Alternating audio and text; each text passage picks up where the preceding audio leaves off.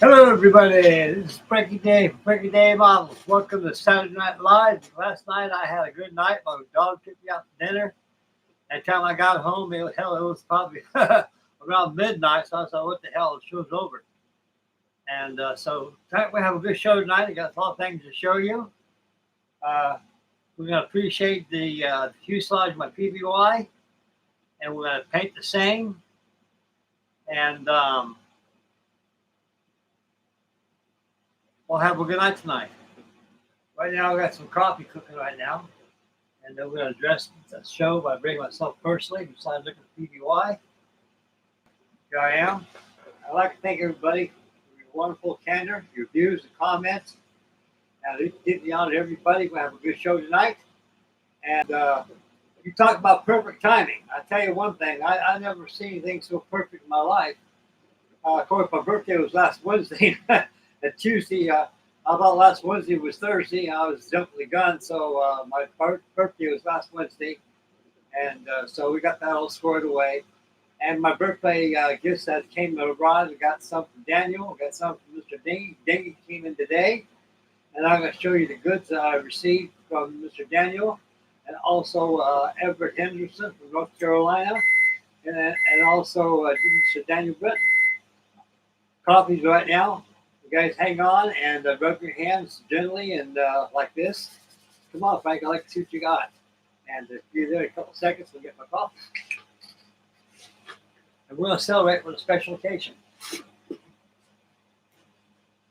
Lady in red. Da-da-da-dee-da-da-da-da-dee-dee. And another to love with me. Can't you see that I know that you long to go? Oh, la-da-dee-dee. We're going to have a cup of coffee for you and me. Yes, sirree. Frankie Day show starts right now. You say, boy, Frank's jolly today. He's singing. Raymond, I heard you chatting to yourself, buddy. As long as you don't answer yourself, you're fine.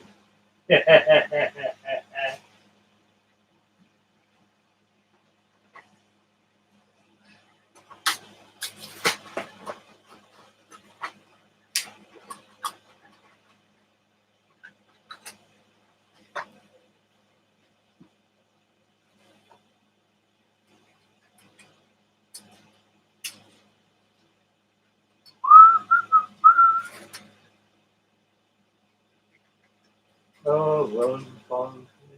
Pardon me, boys. Is this the Chattanooga choo-choo? I'm in the room.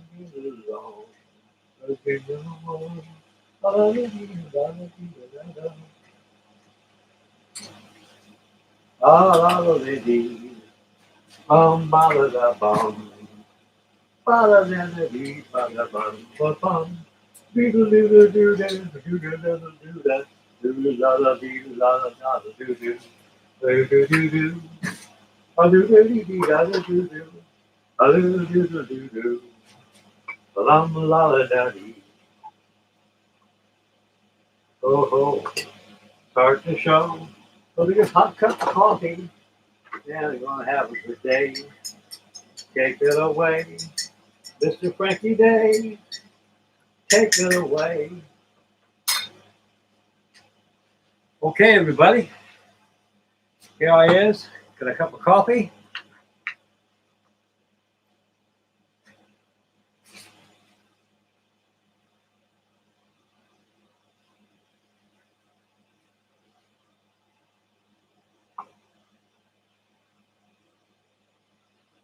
I'm preparing the show. What's going on?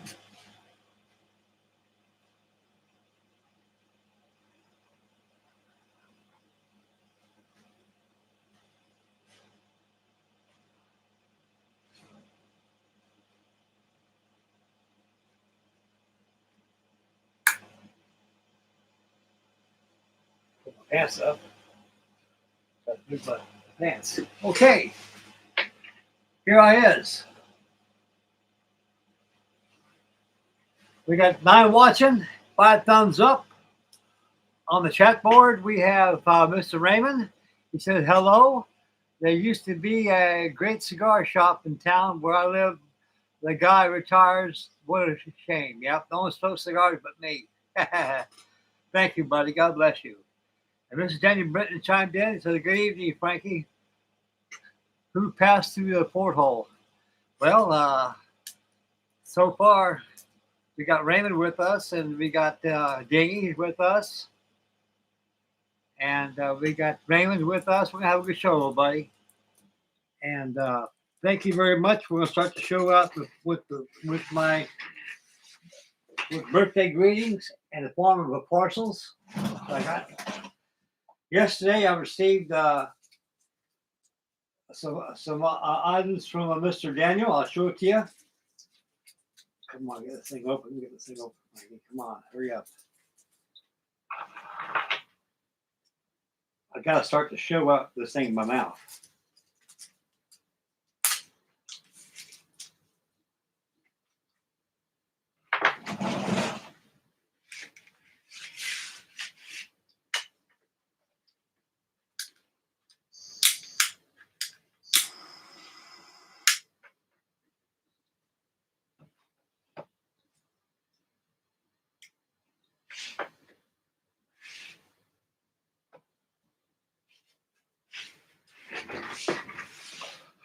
Like the great Jackie Gleason used to say, how sweet it is. How sweet it is right. Okay. Yesterday, I received a parcel of Mr. Daniel Britton, and I'll break out the gifts that this man has given me for my birthday.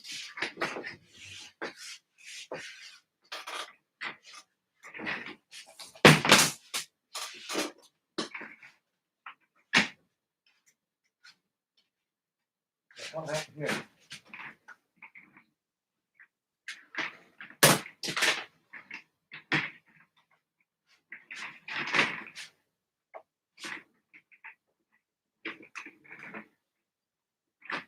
Excuse me, guys, hang on for a second.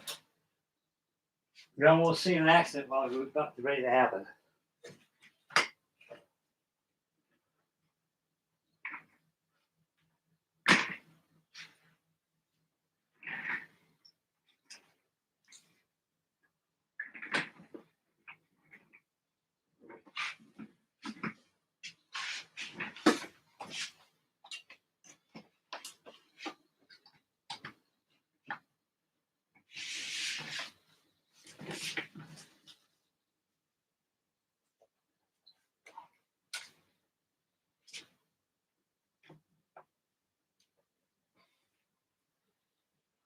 Okay.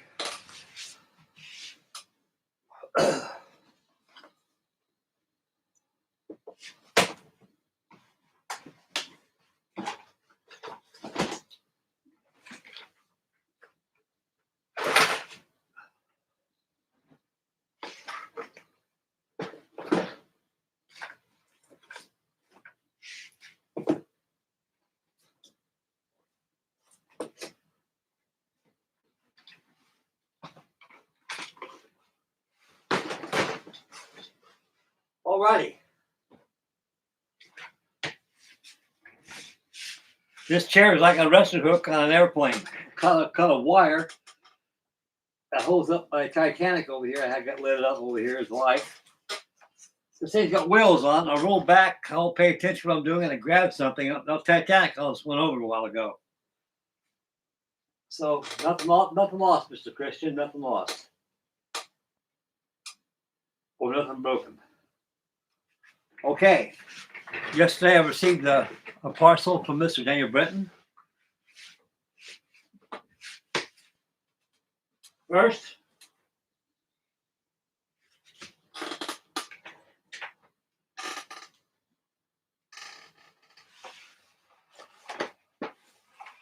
is a P-35 Sobieski, the forerunner of the P-47 Thunderbolt, which was designed about this airplane. This is an old 1980s Williams Brothers kit, a very nice kit.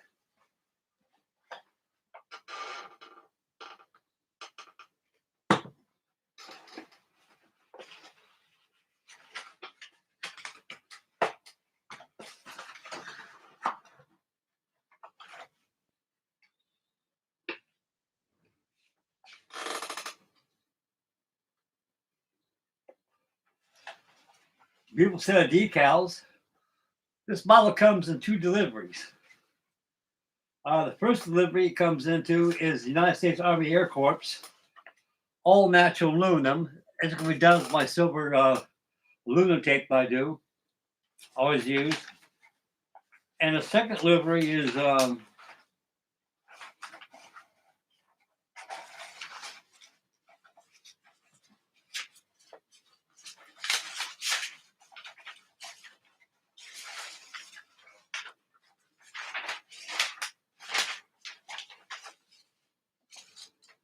as a race plane or experimental. MX-70Y. It was painted in a gold green color.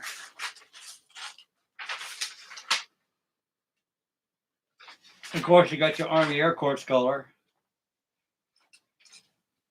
Also 3 deliveries, like Dutch mark. No, it's United States Army Air Corps. Air Corps right here. And also the racing plane. Here's a nice picture of it. I'm gonna do it the Army Air Corps. I did one before. It was a delivery of the race plane or experimental plane, molded in white plastic. This is a nice kit, guys. It really is. It's nice size. It's beautiful. This thing's look nice. I get done with it. Very beautiful. It comes with real live rubber tires in the kit, and it has plastic tires. Rubber ones are right about here, packaged individually inside the an envelope. This is a pristine kit, brand new. Thank you, Daniel. God bless you, sir. Well, I'll tell you one thing. You guys made me so happy. It's like it's Christmas and my birthday all in one day, you know? So we'll be building this real soon. So stay patient, stay posted for this. We'll have this thing going. We got a lot coming your ways, guys. A lot coming.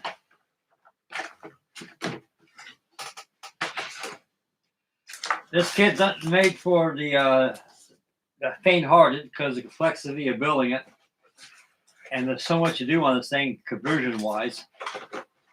And it goes. I remember last time I built one of these things, it went together very, very well. Very, very well. Very well.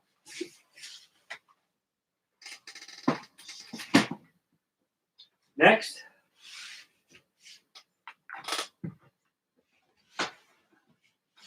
The Bentley Bird, Whistling Death, the F4U-1 Corsair. This here is going to be painted Lulu Bell, Happy Boyingtons. And this is the Jolly Roger squad. You can imagine this thing's painted all dark midnight sea blue they had. This airplane right here, made quite certain that the United States Navy and the Army Air Corps had air support over Japan. The Japanese feared this. When this came out, the Japanese said the war was over with. They knew it was done.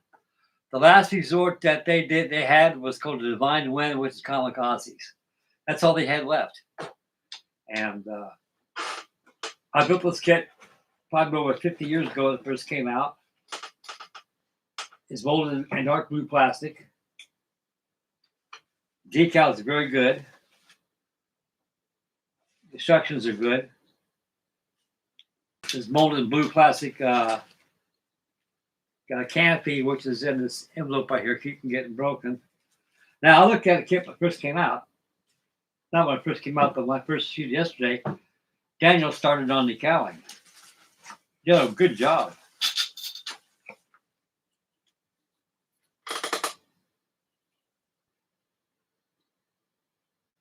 That's pretty. It's like a midnight blue. That's what the color they had. Nice job, Daniel. It's a good kit. The only con about this whole kit is these tires.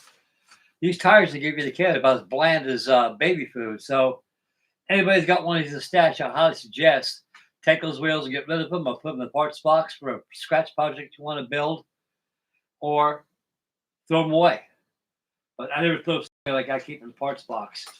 Get yourself back to market tires to this thing, and you'll be in the pink. Beautiful kit. Excellent airplane. Goes together very well. The wings they fold on this thing with double turns. The cowling pops off, revealed the Pratt Whitney double wasp engine they had.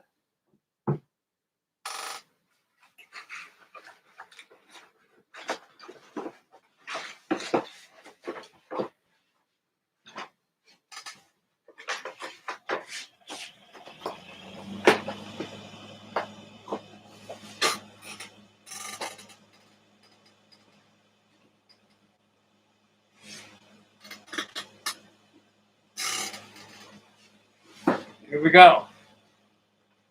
PBM Mariner. PBM 5A. This was the amphibious version. They came out later, probably later by the war they came out. And I built two of these. I built these to the PBM 5A, like as this thing is done, or the PBM 5. And so this might be the PB5. I got to make a decision to make it the 5 boat or the 5A.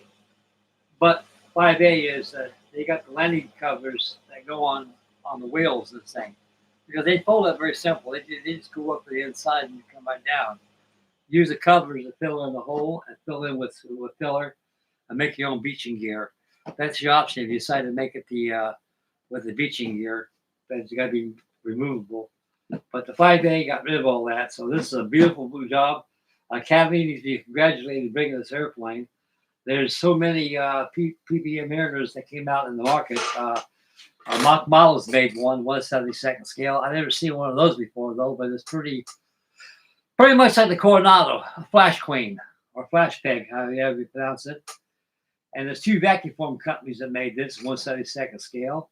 Rare Planes made it, and also Executive Wings made it. All vacuum forms. And I believe Monogram makes one of these too, and 1/144 scale. And of course, we all know the famous Revell one in box scale, which is very, very small. This is a beautiful looking flying boat. PBMs were actually they were one of the first Martin boats that came out outside the NC4, not the NC4, but the other one they had. Which one was the end? It was Martin. The Clipper. Yeah, the Clippers they had. And so when the war came out, these came out around 1937, 38. And when they first came out, they came out and had retractable floats that floated that retracted inboard outboard the wing. And they got away from that. And they had to fix pontoons to put on here. This is an excellent kit, guys. It really is. This is a beautiful kit. Thank you, Daniel. God bless you, sir. Gosh, he's a great man. Now, make sure all my armor is complete.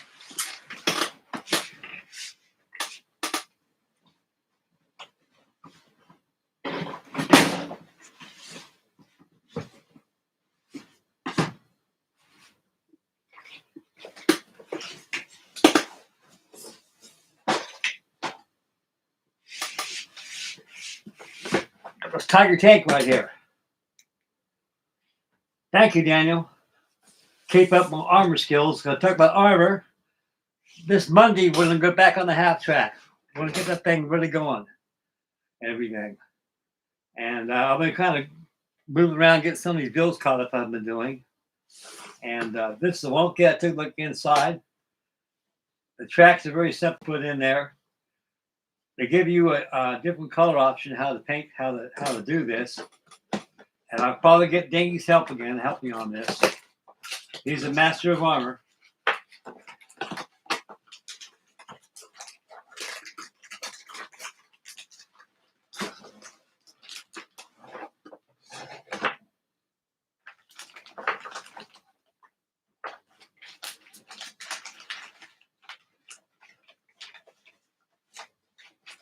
Has some photo etch with it too, as you can see here. Now I like this color here. So I'm gonna do this color here. And they got the camo done with an airbrush. You probably use 3 different colors. This looks like to me it could be the North African campaign. This probably here is over the European theater. This one here is too. This is my second option right here. But I like this color right here. And I'm gonna have Dingy help me on this one here. Real nice kit. It's a 135 scale. A good scale. That's a traditional scale in armor is 135. So with 135 scale, they don't take up much space as opposed to an airplane or a ship model. You can line about 10, 20 of the best without taking too much space up. Airplane model ships you can't. Thank you, Daniel. You made me a very happy man, dear sir. I'm so happy I think I'm reborn all over again. We got more coming. More coming, fellas. Man, he talked about having a good birthday. Man, you guys make my birthday, everything wonderful. Absolutely wonderful. Okay, today I got a package came in. It came from Dingy. This is the Storm Panther 5 Brumbar late.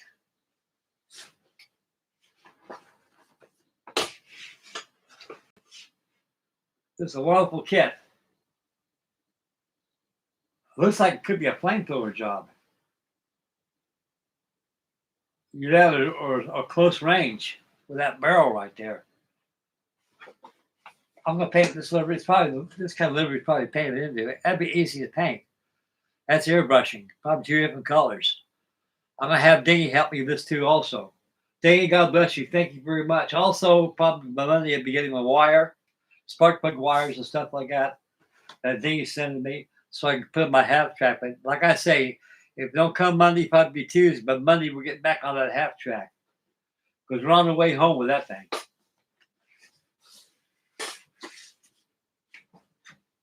Thank you, Dingy. I got this yesterday too. 2 different deliveries yesterday. This came from Everett Henderson, all the way from North Carolina. Everett, if you're watching, thank you very much, dear sir. Thank you. There's the turpits here. A 1/350 scale. Now,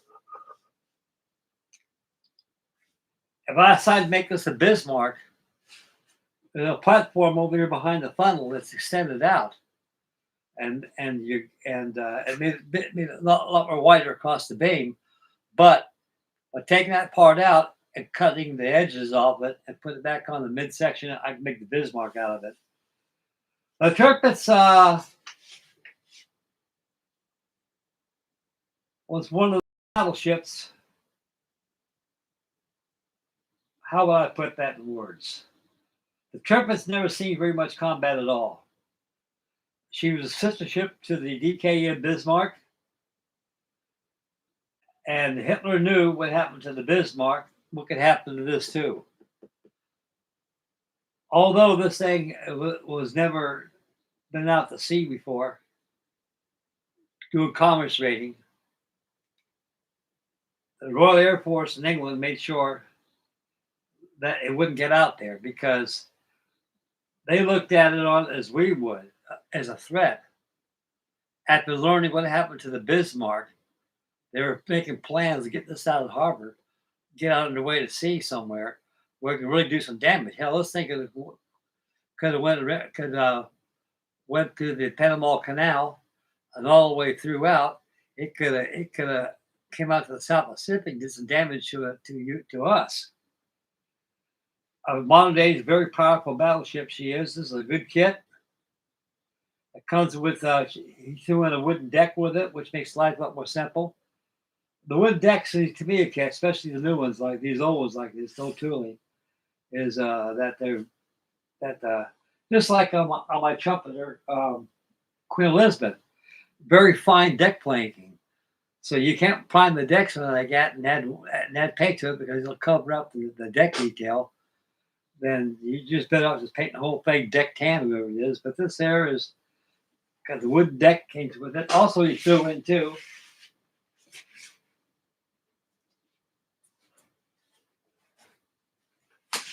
What's called Model Monkey.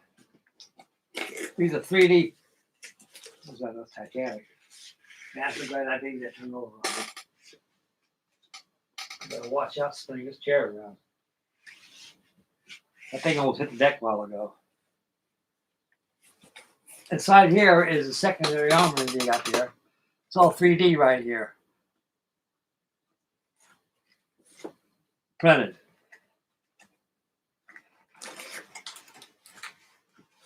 Right here is the turrets. I would use these. So I use the kits. It's got the buckler bags on there, or blast bags on there. But to me, kid, you don't. You got to put tissue in to sing like the buckler bags. Thank you very much, Sir Everett. Thank you very much. Thank you. You guys have been very great. I mean, I'm very ecstatic about this. Happy.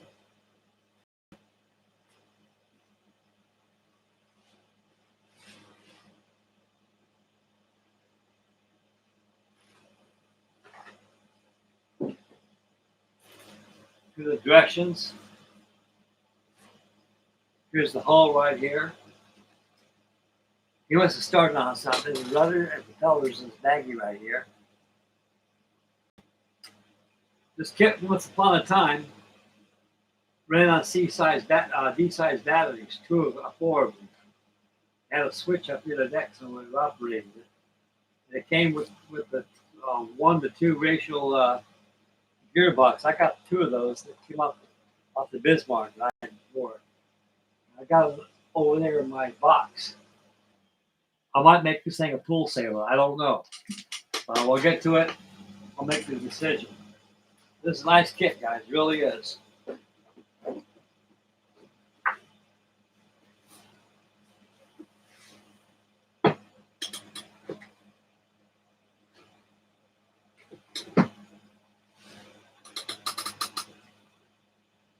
Got the duct right here. All I got to do is put the engine and propeller, rig it up, and she's all done. Put the canopy on there. This will be final build tomorrow. It should have been final build a long time ago. But other stuff got in the way. And why hurry? It gets done, it gets done. Now here's what my cover use, exploration ship, my building skit.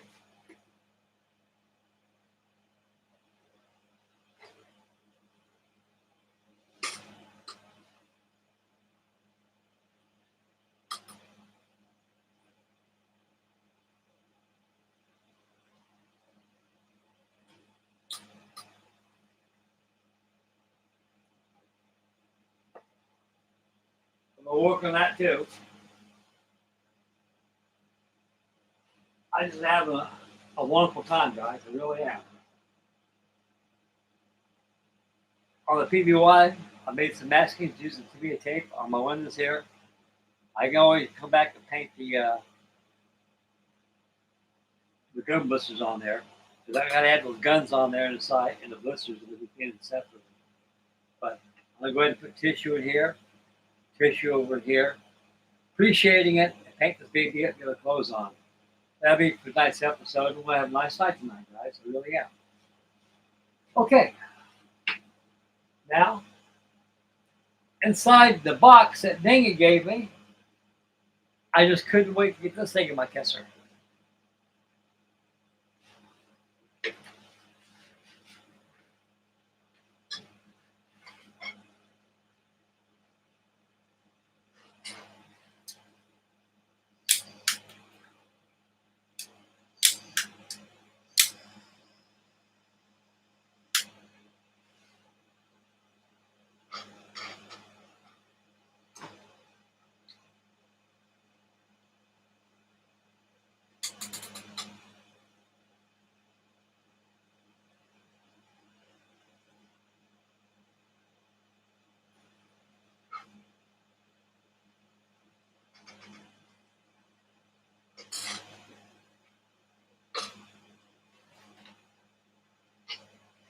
Okay, we'll get back to chat bar and see what's going on.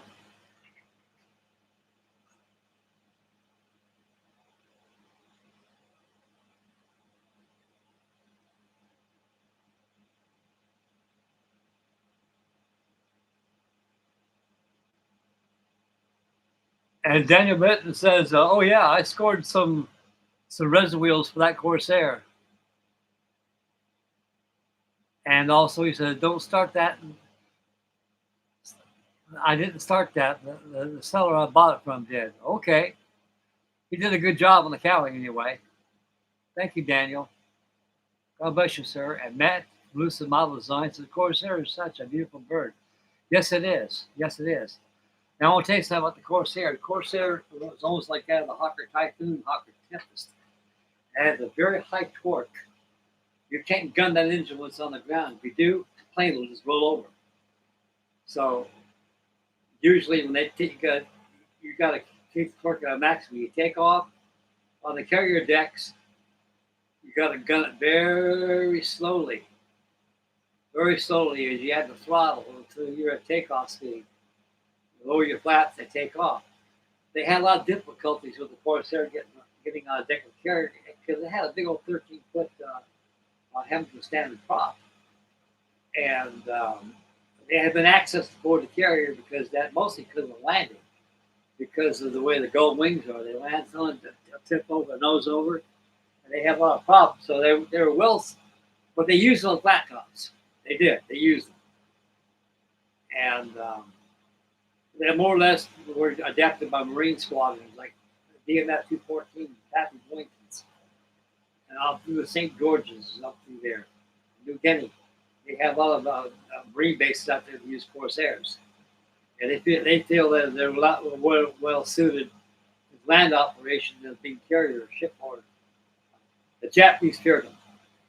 They're scared to death of them.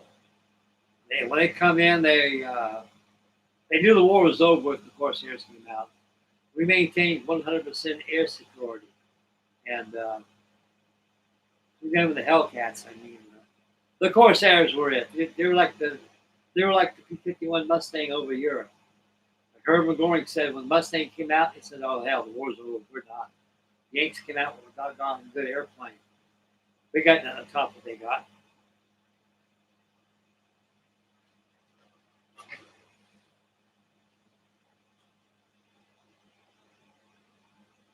And Raymond says the Birdstar carried a SIG-33 cannon, which used on the Russian front to literally blow down buildings that were super. That supers were in. I bet that was pretty close range for some kind of bombardment, almost like that of Carronade on a man of war. Close range. And Get Your Model On says, "I had the same Tirpitz model you get too. Braves, that poor ship, sad history, became a bombing target." That's exactly what it was. Because Hitler didn't want to make the same mistake of taking that thing out to open sea again through the Denmark Straits and all through there. They feared the same thing would happen to it like it did to Bismarck. He was trying to figure out some way of getting out of that harbor out there where it would be out of there without the English knowing about it. A Lancaster Grand Slam bomber sunk that. Daniel says Britain used the Hamilton filled with explosives that ran a gunlet with the PT boats to run the dry docks in St. Lucia. Yes, they did. The Hamilton used to be the old USS Aaron Ward, 310 flush deck destroyer, Clemson class, and she was actually given to the English as a Lend-Lease program. The English had better ideas. That was one of them. It worked too. It worked too.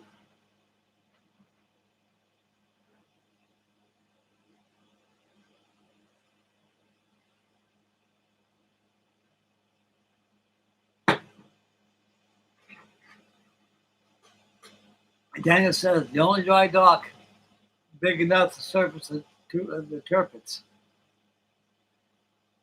Daniel Britt says the dry dock looks great. Oh, the duck looks great. Thank you, Daniel. Thank you. Oh, sorry, buddy. Yeah, the duck looks great. Thank you, buddy. I love that duck. Old Donald's come together pretty good. I had the wings on and stuff. Take a long time to build this thing. Very simple model. It can be built in a couple hours. I take my time with the painting and everything. I like the way the landing gear goes up and down on it. It's neat. Something to play with.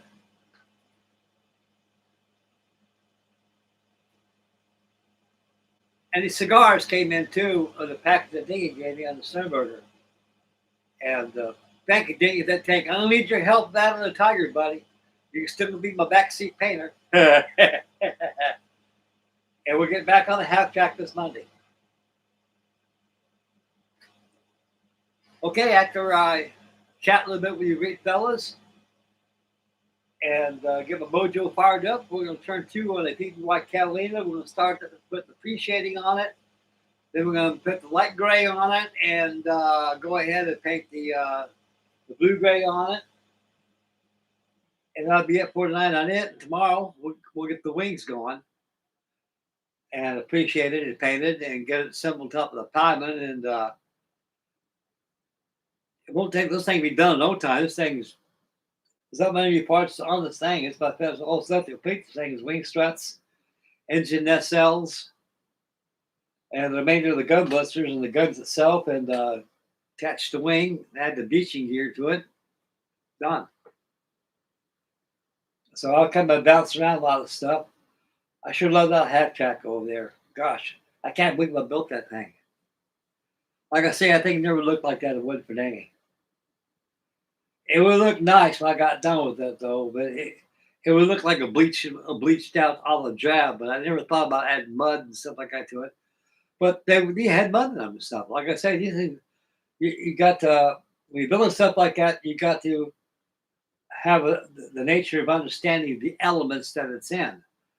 Armor, it's in mud, dead bodies laying around, grass, sand, grime, you name it. Hot tropical sun on it, rain, wear and tear. Airplanes and ships are different. They're their elements. Well, we got a good chat board. We got a good roll call going tonight. We got 11 thumbs up, 10 watching right now. 10, heck, we got 14 watching right now. This is Saturday night, and I'm glad everybody's tuned in to watch the channel. We haven't got started on the PBY yet, so you hang loose. We'll get things on in a minute. I'm going to finish up my coffee and puff this beautiful cigar. I love cigars. I love them. Brings back my true character.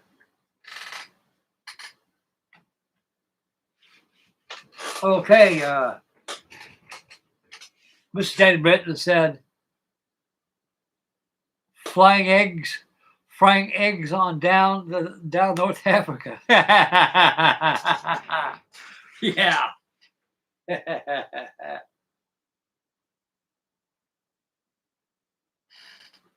My son-in-law daughter goes, gee, Dad, you get a lot of stuff. I says, where are you getting this stuff from? So I'm getting it from my subscribers. And they kind of felt bad a little bit because they didn't get me anything, you know. I don't ask them for nothing, you know. I mean, they got their lives, what they want to do and stuff, you know. They take good care of me. They do, guys. I mean, I love them. They're my family, but they don't have the interest like I do, and they probably don't get the money. I'm thinking, I don't care, you know. But like I say, you guys support me very well. What if you guys, I would be really suffering really bad. I'll probably end up throwing in the towel with you guys, give up and everything, and just die out with dignity. But I can't do that. These models are my vitamin A, B, C, D shots every day. You guys are my medicine and my minister of life, and you guys keep me busy. And I'll keep you guys busy too and entertained.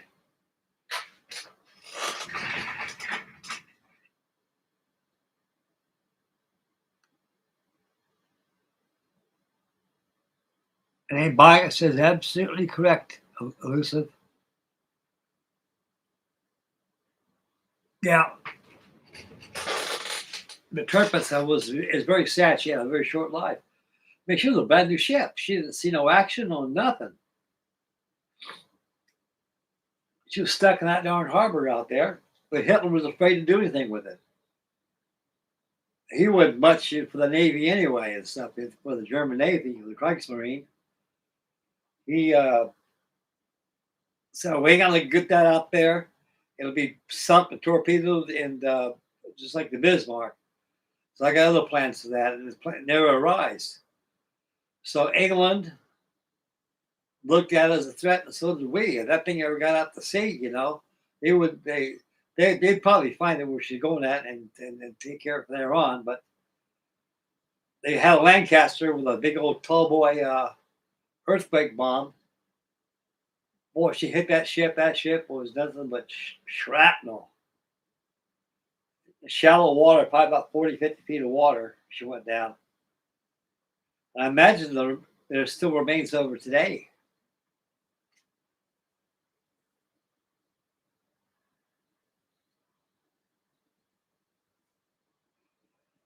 The only difference between the Tirpitz and the Bismarck is the platform after the funnel, because they put a platform and extended out more this way, and they put the boat booms on the outside there. I guess it was designed more or less so you can be able to put more airplanes on there or something. I don't know. But it can be made. It can be modified to the Bismarck easily because you got that you got that piece of platform fits over there. All you gotta do is cut out the edges there, throw the center section away, and glue it in the indentations of the superstructure. You got the Bismarck, but it's a Tirpitz.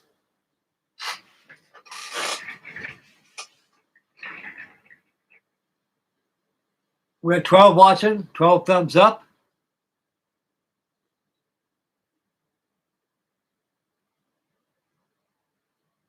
And Mr. Britton says, it just happens since that most packages are in big size. I'll tell you one thing, everything just came in at once. I got 2 packages yesterday and dinghies came in today. Man, just like perfect timing.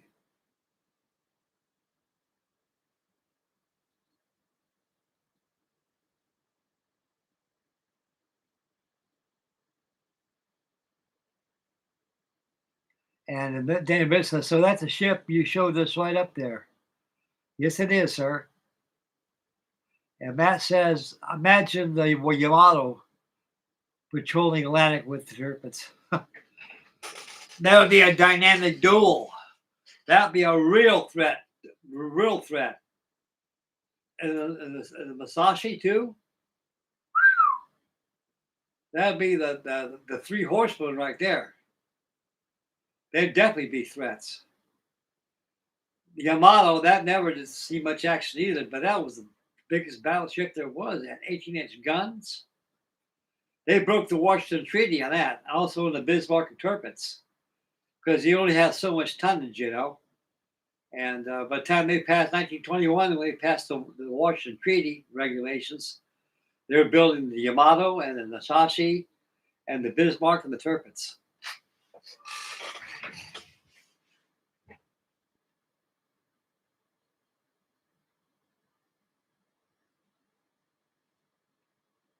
And Miss Jane Britton says no difference than the Bismarck with the Prince Eugen.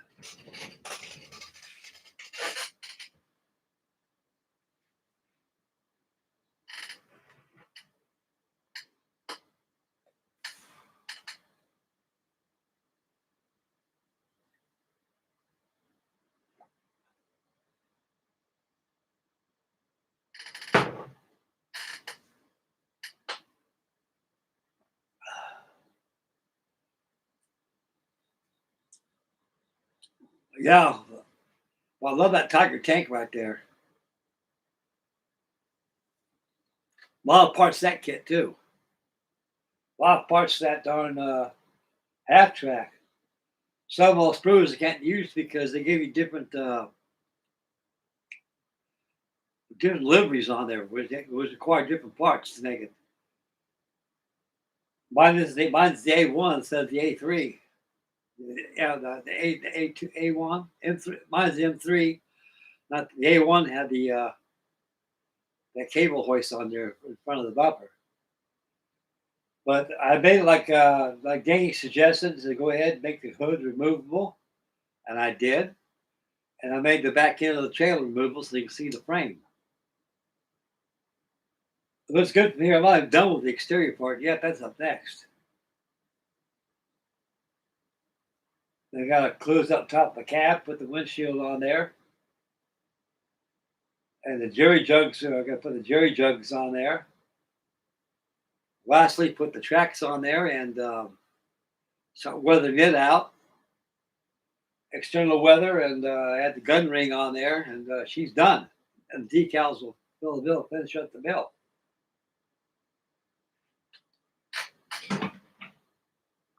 Man, I tell you, this is a wonderful birthday, I tell you. PBY Flying Boats, tanks, PBM Mariners, Savitskis, Tirpitz, Stoneberger, cigars. Don't get any better than this, not for me, dog.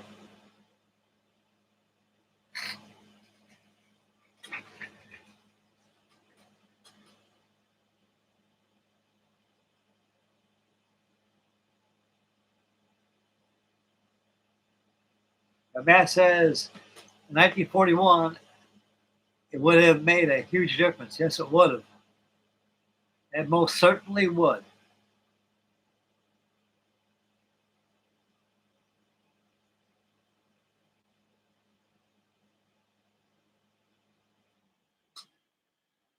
And Matt says, but it's moot now, I suppose. And Biden says, yeah, the Amato, if set loose in 1941, have made a damn hard to stop. It sure would have. Yeah, I don't think I came out there and did some shell bombardment on everybody. That was a big ship. SP2C Helldivers sunk her.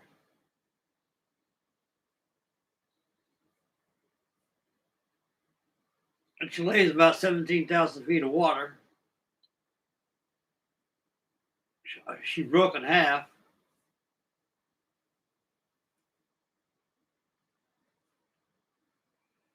Most parts out there, it's pretty deep out there in the ocean out there, around the South Pacific. Some are 3 miles, 3.5 miles deep. Some are, normally the ocean is about 12,000 feet deep, but there's deeper parts than that, like a Marianas Trench, 36,000 feet. That's 7 miles down. I was watching the card and watching the Troyes back in 1960 when he went down there to the Marianas Trench. And that was something else. I remember seeing it in Life magazine.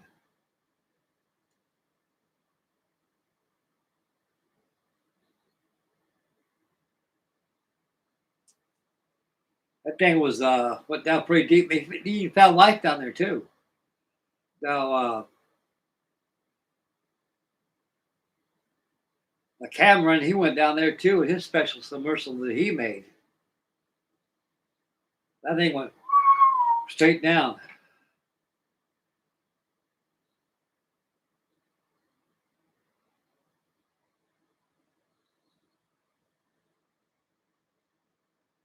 I should like to have those Titanic models that James Cameron has. He has two of them. And they're about 40, 50 feet long. And I was watching the Titanic, a lot of Titanic stuff on there. They had the Titanic that they used in the movie Raised Titanic. Oh man, that thing is. They leave it outside the elements and all the wood's all warped on it, falling apart and stuff. What a waste. I heard rumors they got the ship, they took it and restored it. I don't know. I hope they did.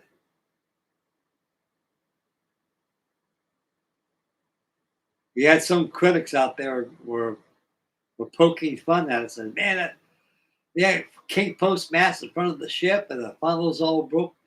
They had one funnel was busted off, the other funnels were intact. Well, that movie came out in 1982, 81.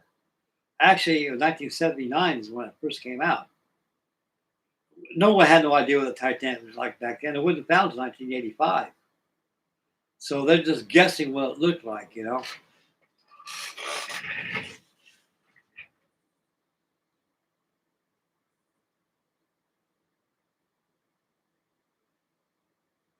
These are excellent, Danny. Thank you very much. These things are wonderful. I went outside, took a trash. I smoked one of them, and I came back in after taking the trash outside and put in the dumpster. Boy, it smelled like cigars in here. Man, that's the smell I've been missing. These are good cigars, buddy. I love them.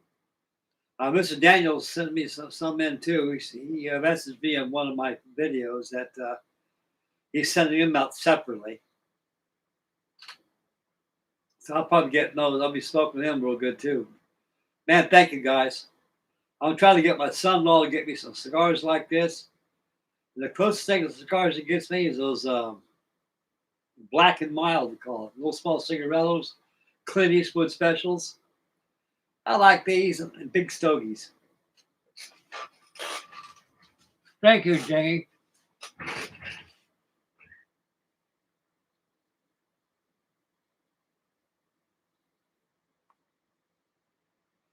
And Matt Lucid Model Design says the USS Montana was set to be the biggest battleship. It came too late and was scrapped. I have the model. You can fit the Iowa class inside. That Montana was a big battleship. Yes, it was. There's another battleship too they made. That was like the Iowa class. It was scrapped also. It was what, the USS Lewis? No, Battleship Kentucky. It had three. No, it had four 16-inch turrets, 773. Well, when war comes to an end, they made razor blades out of it.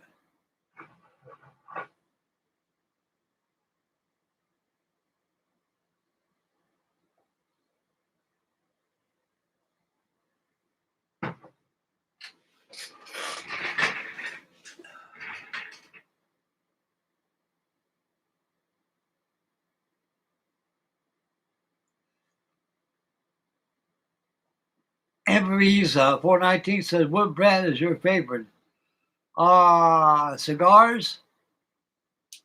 And welcome to tonight's channel, sir. Thank you very much for tuning in. The brands I like are Rollies, House of Windsor, and these cigars what Dinga gave me. These are good cigars. I think they're, what do you call it, Grenadiers?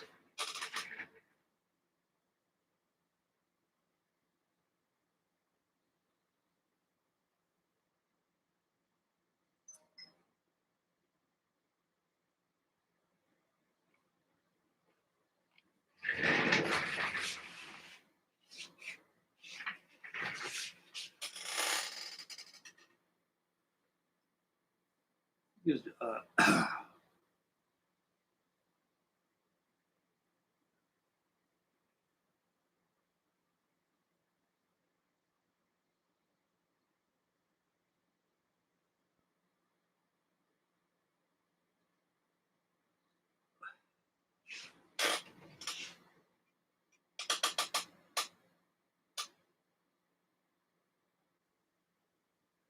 that's a good brand too, like a smoke. Go Grenaders. And Dingy messaged me back saying they want to wet these cigars because they've been sitting around for a while. I sure did. I licked them before you smoked them, Dingy. I always do it to my cigar. I always lick them first. Don't, the tobacco wrappings will come up on you.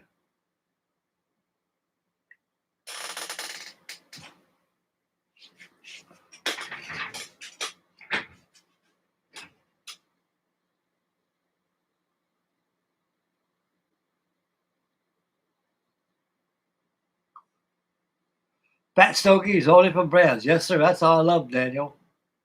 Yes, sir. And Esperanese 419 says, thank you, Mr. Frankie. I'll give it a try. A thumbs up. They're good cigars. I enjoy these cigars. This is the first cigar I had in my mouth in almost a year. And if you guys go back to my old videos, I had when I lived in the trailer, lived in my house I used to have. Every video I have, I got a Frank Burns cigar, right? Well, not a Frank Burns, but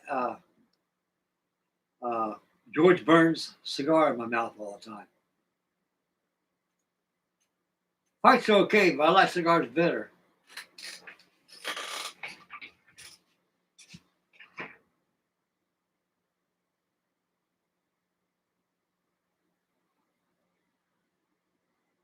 These are good. They sure are, buddy.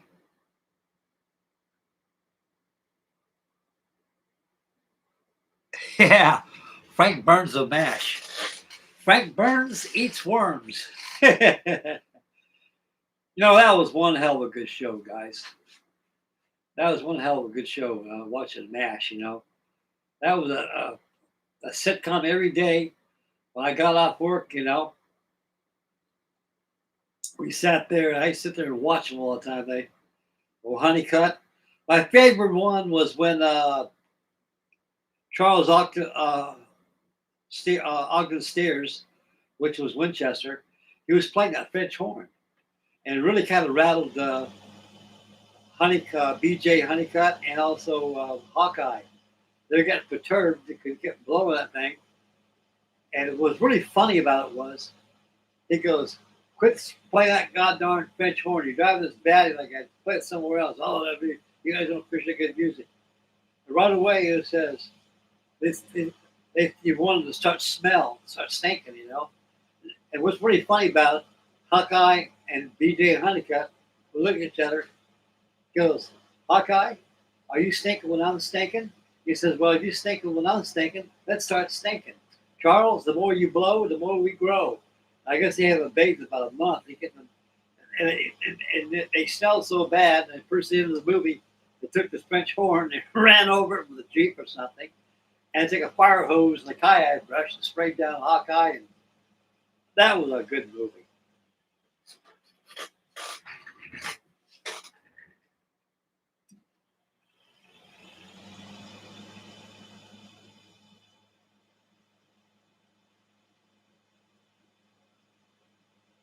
Yeah, that was a good episode too. When he sent a Jeep home, parts by piece. I seen him play. He's a good drummer. He plays drums. And me and Brenda, we went to the place out in California. It was about 1980, 81. No, 1981. Around the summertime, around June. And we went to a place called the Lobster Trap. It was a seafood restaurant out there. And it was our anniversary. We bought lobster and steak dinner we had. And they got a little house band they play. And he came in and started playing drums. That's Radar Bash. We got his autograph. He's a real nice guy. Hell of a good drummer. He plays good drums.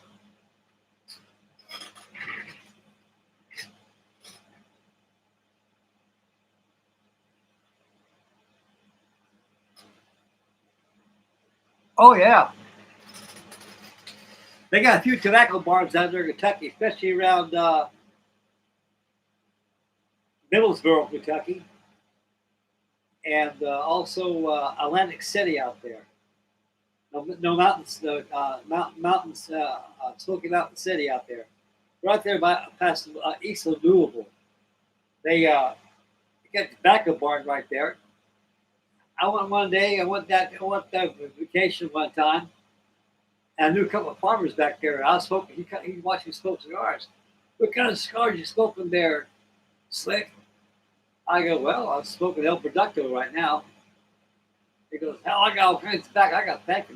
You got tobacco barns? Yeah. Can I get the tobacco off here? Well, sure. Come on down, son. I got all kinds of tobacco out here. I said, okay. We went in there and I made me some homemade cigars. Oh, they were good. I made them Cuban style. I busted them up with all the dry stuff in the middle and I took a leaf and wrapped it up real good. And I made about 10 of them. They were about that big around. They were nice. Stronger than 10 acres of garlic. But I'll tell you one darn thing. They're a good cigar. And he says, man, I'll get me a business doing that. How did you learn how to do that? Well, make cigars? Well, I went to Cuba one time when I was in the Navy, Havana. We couldn't get cigars out there in America because Mr. Kennedy put a ban on Cuban cigars. So I went to one of the stands on there on 6th of Foley Street, which is Havana, and we anchored out there. Havana Harbor went out there, and I was watching the cigar makers make this stuff. They got a dried cigar, all mash up leaves, mash up, take a leaf and spread it out, and they laid it in there like rolling a cigarette. Instead of using papers, they use tobacco leaf to roll it up. Smooth, nice and tight, and they roll it real tight. There you go. Man, it was good. That's what I did over there.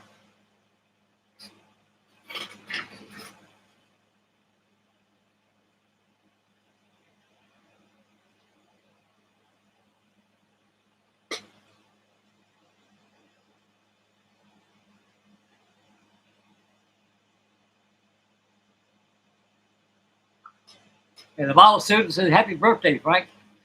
Frankie, hip, hip, hip, hip, hooray. I'll finish up this coffee. We're going to hip, hip away on this flying boat right here. Get this thing going. I just like talking to you guys. I'm pretty talkative tonight and very grateful and happy for the packages I got in. You guys keep me busy with plastic, you know. I appreciate what you guys do for me. You don't know how much I do. Like I say 100,000 times, I'll keep saying it until I die. When I get my stuff out of storage, if you guys need anything, I'll send it your way. I already got that taken care of with the V17 parts. As soon as I get that, I'm gonna build a whole box to him in there. He can go through it like a child open up a Christmas present, and he'd be happy with his V17s.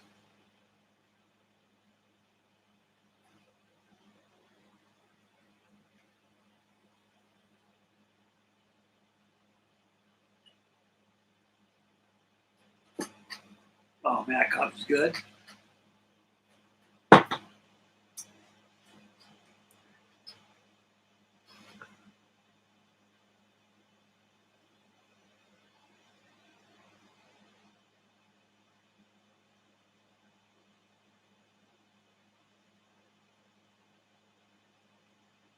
And Danny Shell says, first time you get burned on a $25 stale cigar, you'll find these. I don't smoke them anymore, but what's happened to me? I understand, Danny. It was a room, wall to wall with cigars, all sizes and kinds of colors, brown and crap. I could see. Wow, man, Daniel, I wish I was there where you're at, sir. I sure appreciate the cigar you sent me in. You don't know how much I appreciate this stuff, buddy. I'm one happy sailor.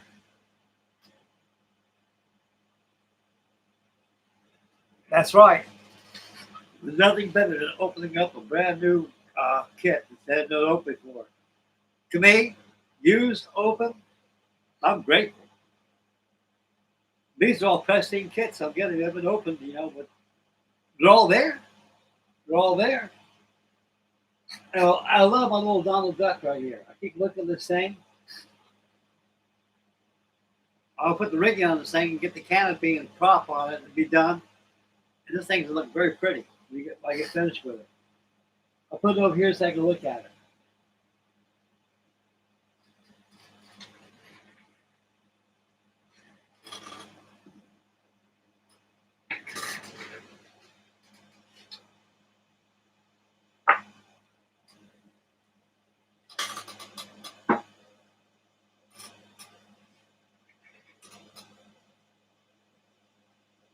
And hey, Freddie's on with us. Sooner Model. Hello, Freddie.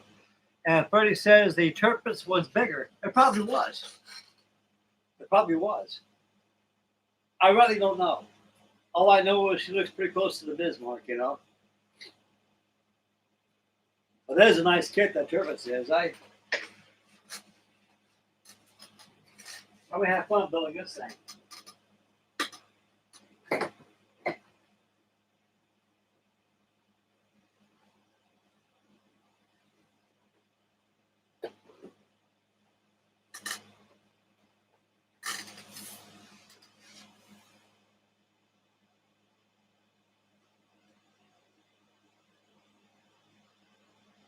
Yeah.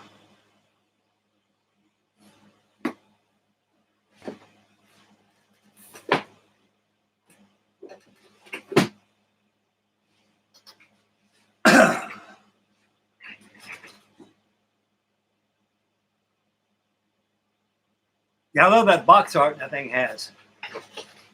That's real nice box art.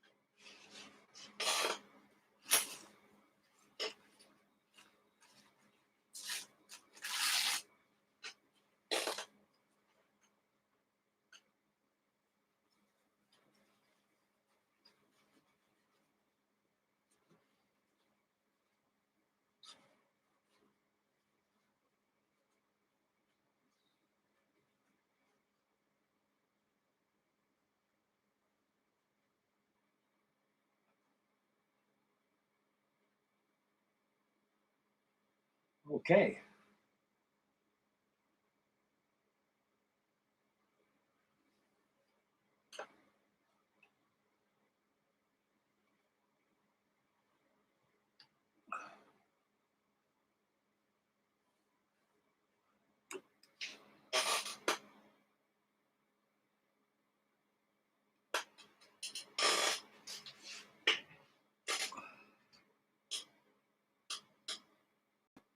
And Freddie said the turbines carry heavier anti-aircraft and weaponry and extra armor refinements and built-in torpedo tubes. That's right. This kit comes with torpedo tubes on it. The Bismarck didn't.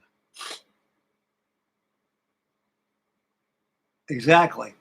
Bismarck didn't have torpedo tubes. They did.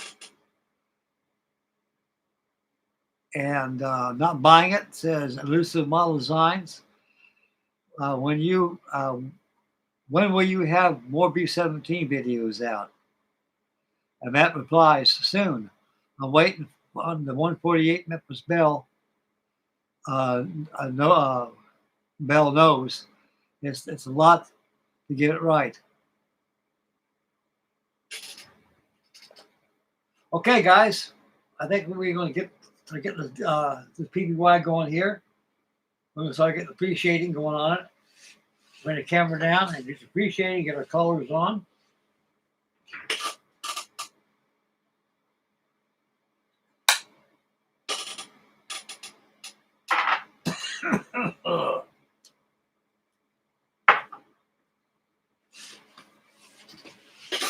I'll break up my paint too. I should have had that broke out a long time ago. Okay, Miss Duck, I'll put you over there on top of the flying fish. We won't be harmed or broken. Break up my paint on these.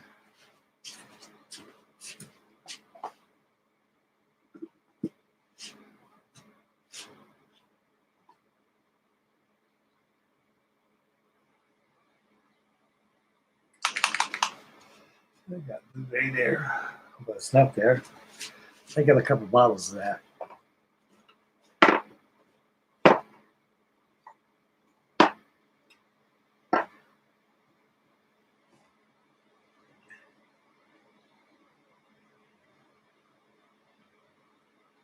I do. Saved by the bell. Okay, now we get started.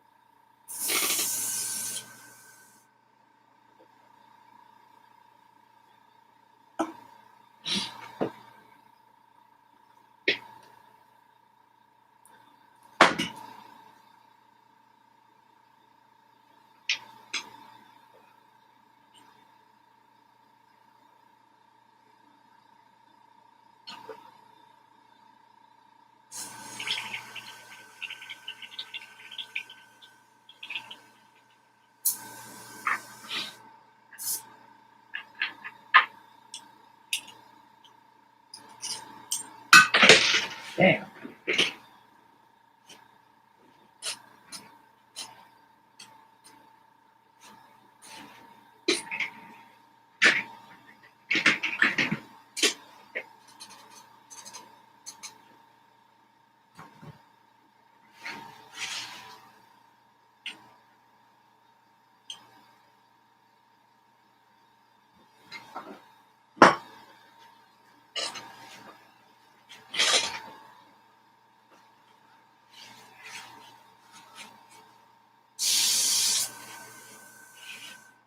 Okay, here we go, boys.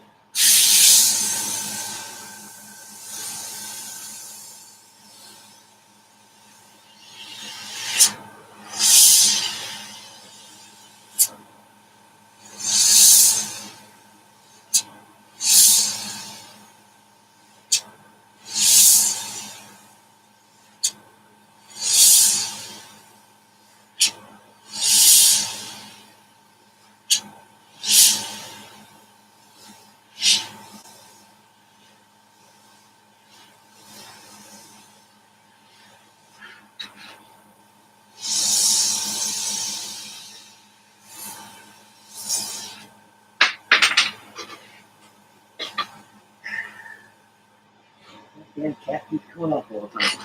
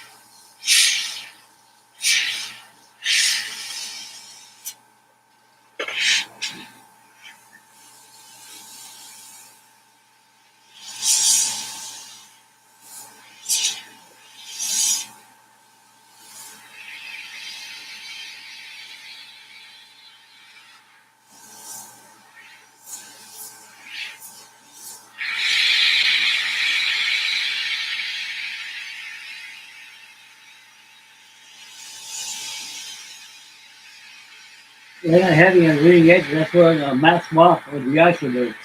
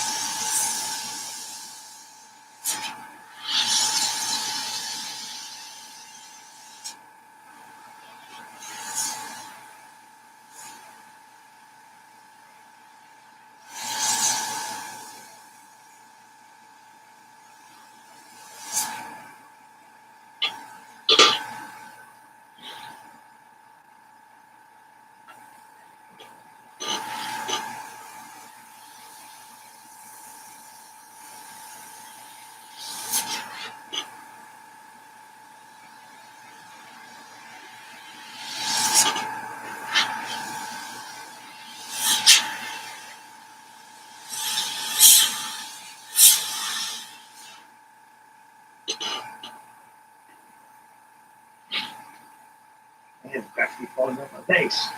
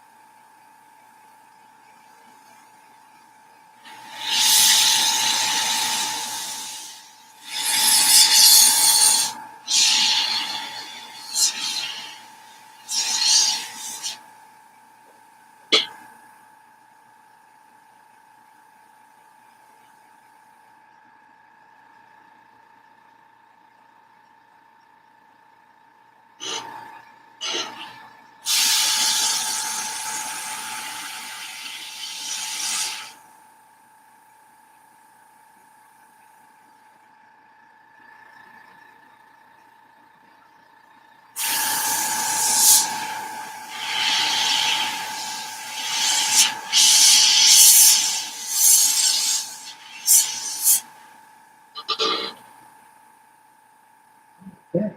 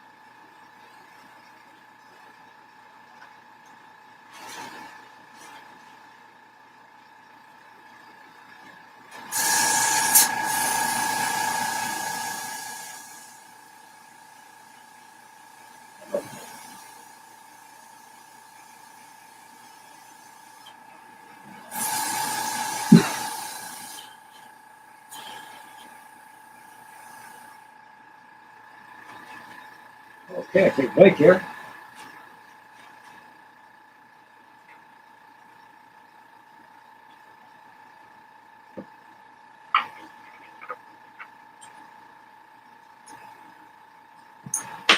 Man, keep dropping that damn stuff all the time.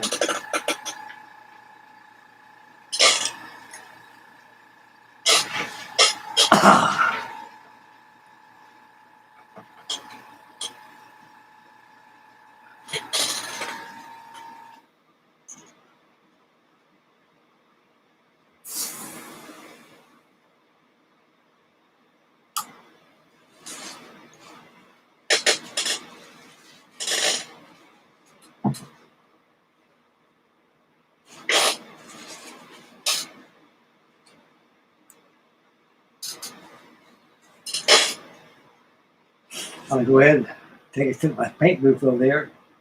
I'm gonna spray some clear over the de-icer boats. That way they won't come off plastic because it hasn't been primed yet. And I'll be back in a second.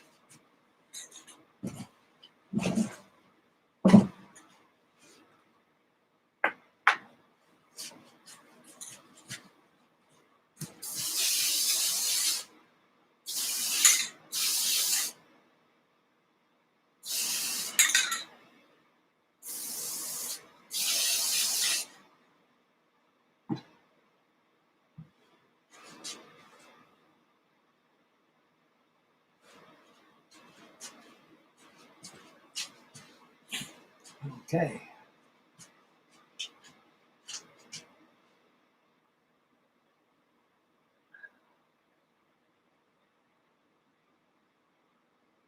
Dry for a second.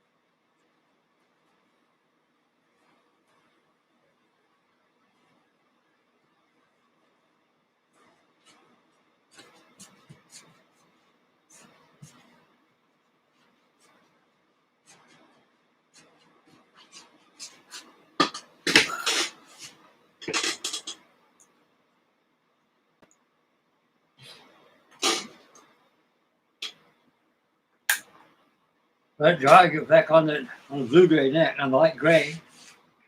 Get the blue gray going. I got to mask down the de-icer boots and everything first before I get any more paint on this thing. Let me check the trap water out, see what's going on here.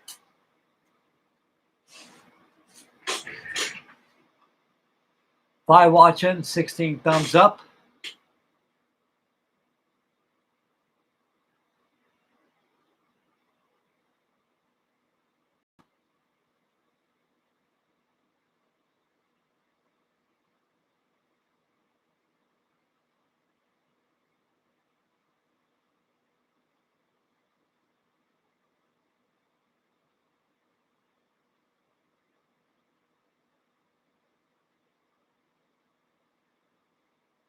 Okay.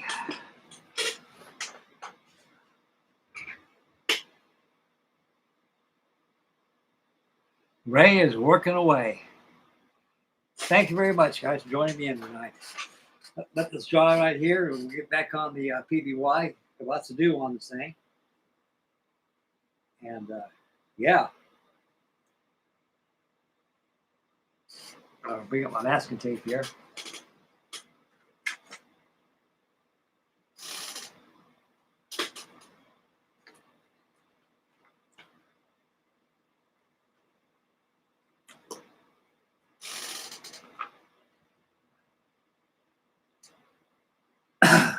kind of gloss down the stabilizers.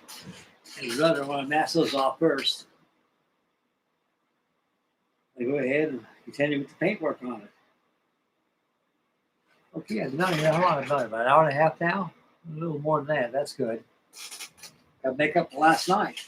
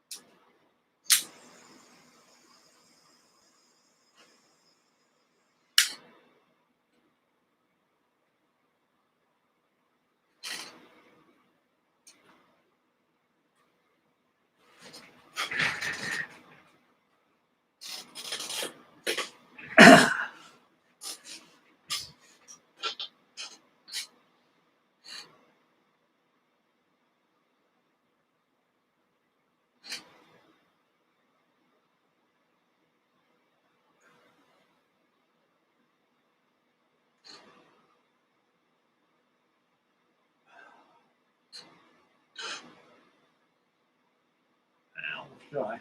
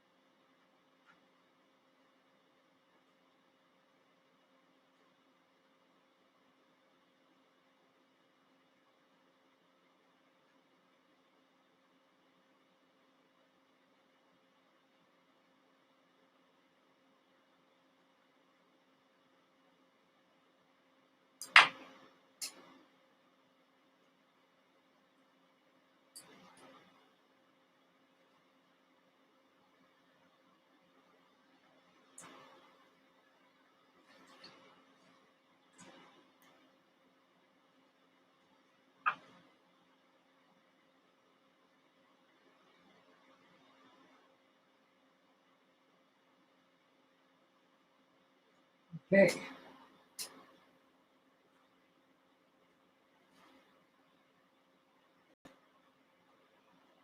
Alrighty.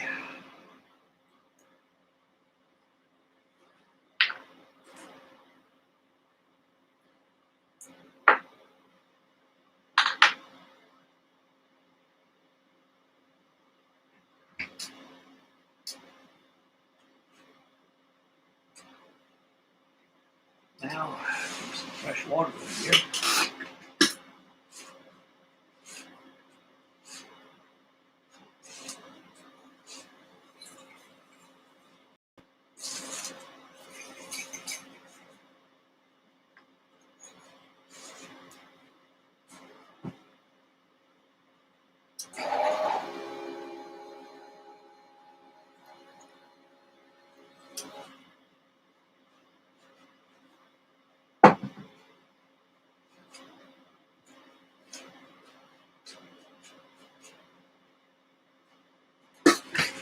Man, I'm going to look somebody here somewhere. I've got to turn this damn light on. I thought I was going blind, for Christ's sakes.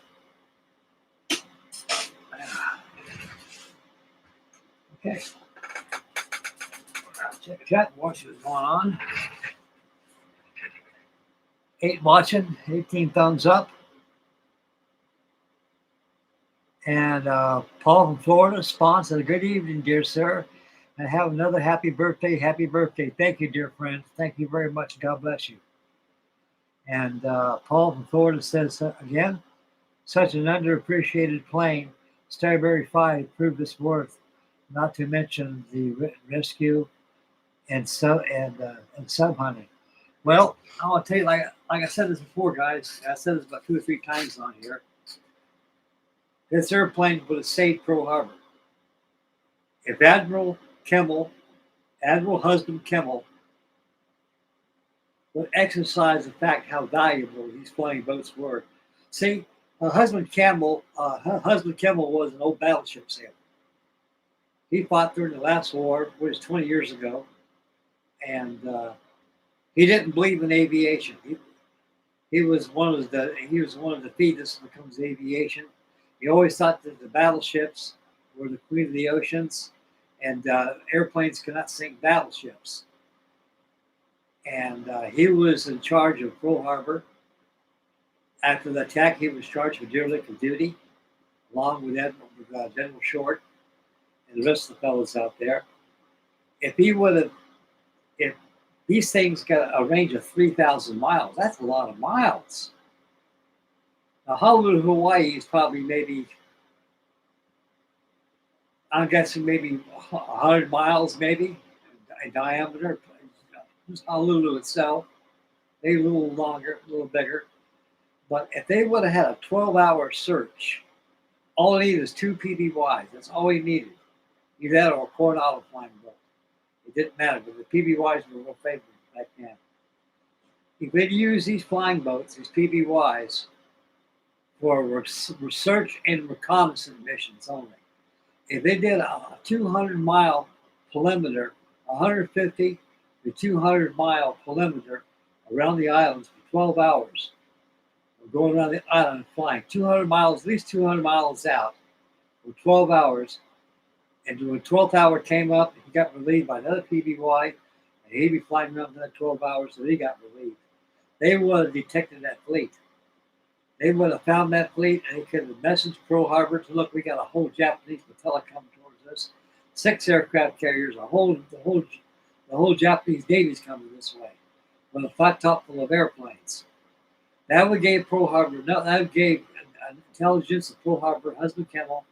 He could have summoned up the shore patrol, and they could have had a beach patrol go out there and get all the guys off leave and have them come right back to the ships. By the time the sailors get the sailors of Pearl Harbor to come back to the ships, they got to get all the boilers all fired up online, make a special sea and anchor detail, make preparations of getting underway.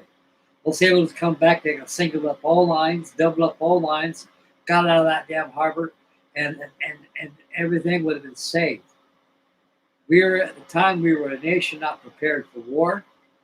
We had far enough warning, and that's what happens. History as we know today. But these PBYs were not appreciated yet. If I was husband Kimmel, I'd say get those flying boats out there. Get a 200 mile an hour, get a 200 mile off the island search predator.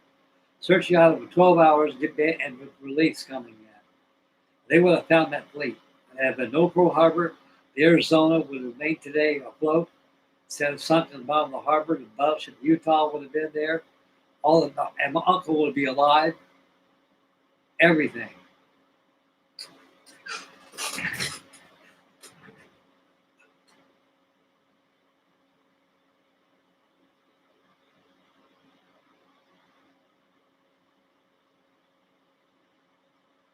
Very long range by today's standards. Yes, it is. They can have done 500 miles out. You're right.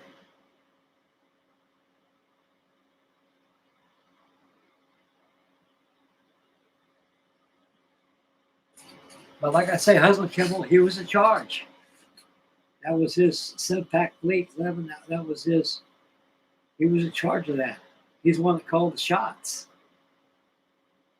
But like I say, he's an old sailor. He was an old battleship sailor. He always thought the wars would be fought by battleships. But it's not so. The aircraft carrier came in, and Billy Mitchell proved that airplanes can sink battleships. That's enough warning right there. When you don't heed your warnings, you pay a blood. We are a nation not prepared for war. It's like they'll say, when you let individualism blind you, you don't think of your country as a whole, you don't prepare, you're paying blood. You got over 2,000 servicemen killed because of stupidity.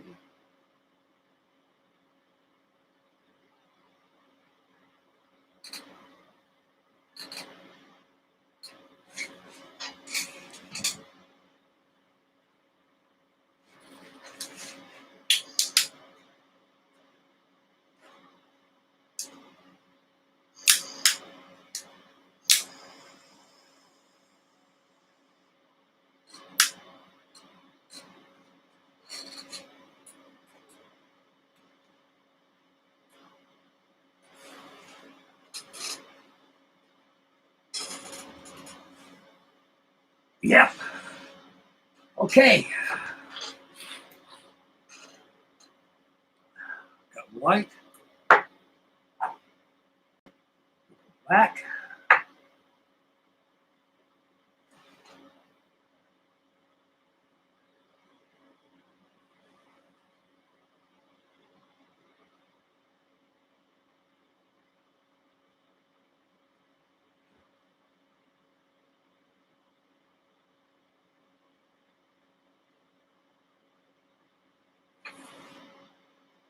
I'm going to get the light gray paint underneath there.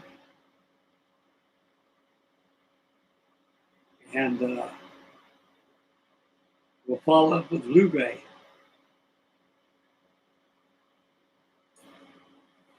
I love this cigar. This white head's here. Sure feels good to have a good cigar. There's a bunch of you fellas out there awake, building models and watching me. We got plenty of time, guys. You know, I got to make up for last night. My goal for tonight is to get this whole fuselage painted up. We're going to start to get the light gray painted next. Then we'll follow it the blue gray, and we'll call it a video. And tomorrow night, it'll be sunny night, and we'll get the wing all done. And the good Lord's willing, the creeks don't rise, we'll assemble this thing, get the top wing on it, the wing struts. And yeah. It won't too long, we'll have a final reveal for this for sure next week. Okay. See in the chat. And Paul says, Frank, you're making too much sense. Well, it's about a sense about the way I can see it when it comes to these flying boats. You know, for the life of me, I like to know where this in the background's coming from. I don't have a fan back here. I think it's just the way the lighting in here is. Okay. Like Stumpy Smith always says, time's a wasting.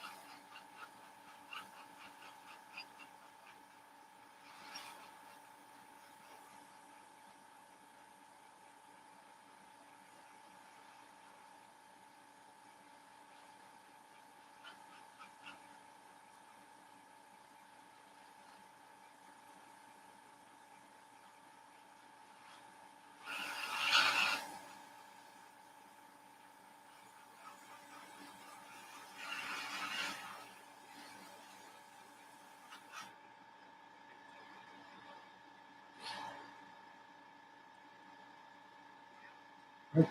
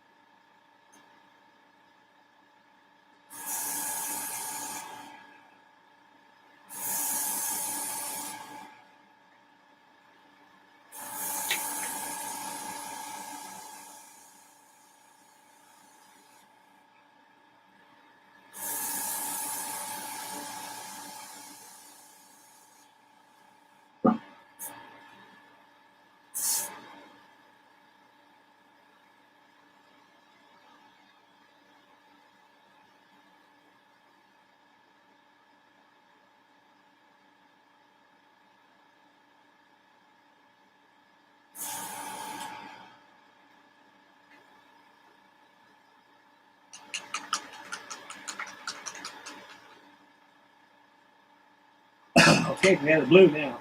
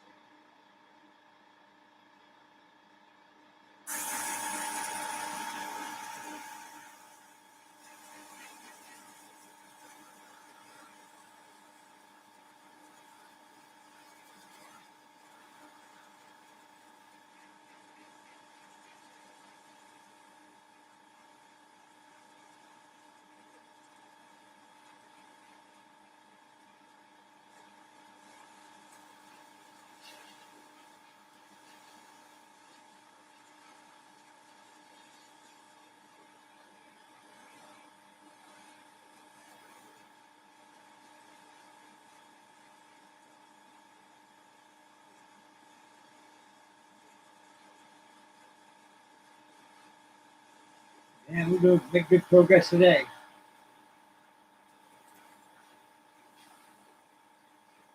Like Hannibal, they came. I love it when a plan comes together.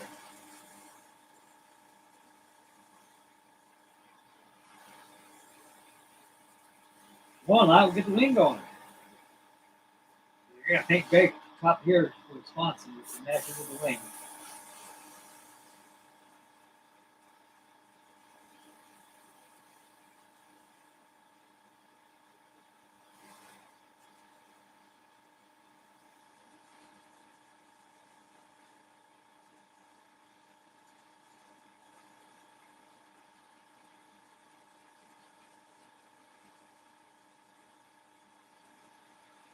I watch these guys on YouTube. They pre-shade, do all that work of pre-shading, which looks excellent. And they cover it all up. You can't see the pre-shading. The pre-shading gives it the spice of the cake. All that time they did the pre-shade was a waste of time.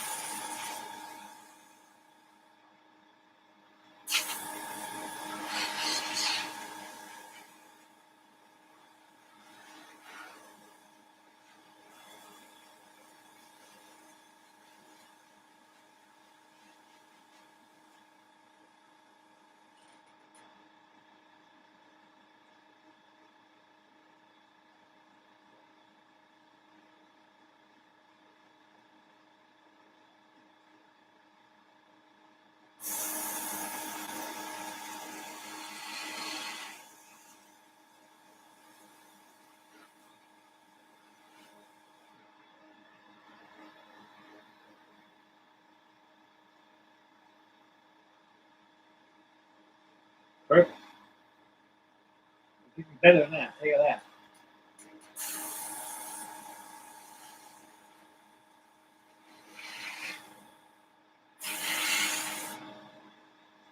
Okay.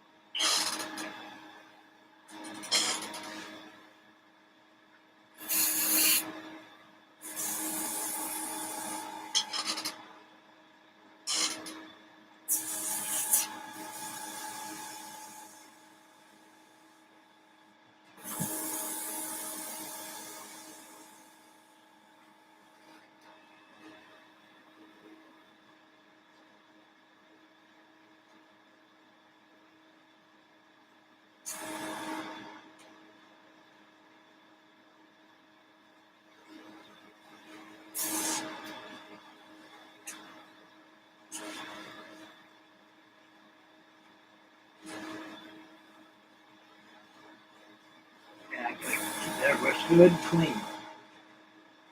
Like I say, you keep the babies clean. Once a week, I take them apart and clean the needles out and everything. So it's pretty clean now. Okay, kill that compressor.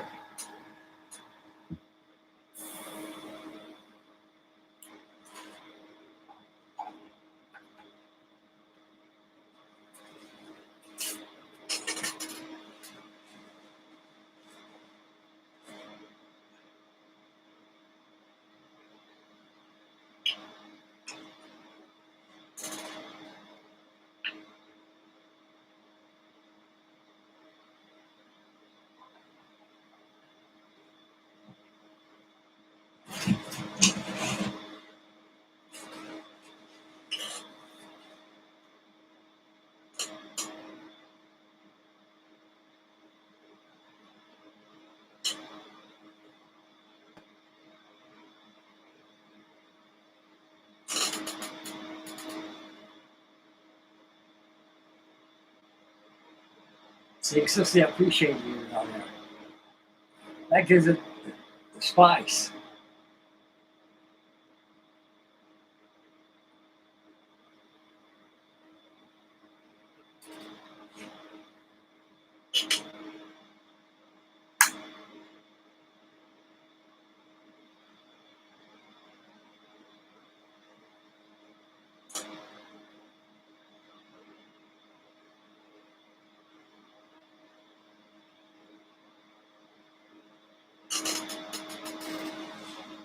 Can we build this PBY? Yes, we can.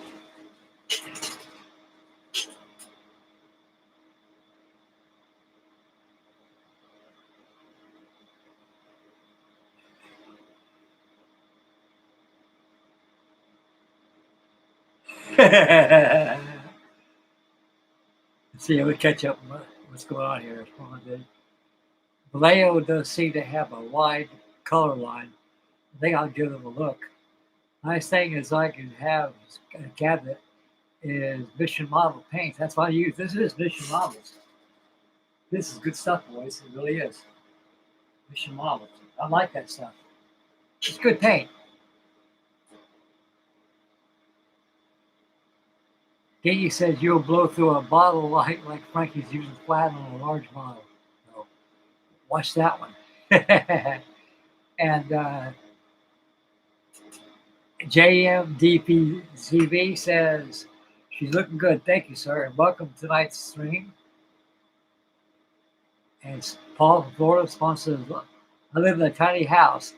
That last large model I did was my 1/72nd scale Monogram Buff, a B-52 he did.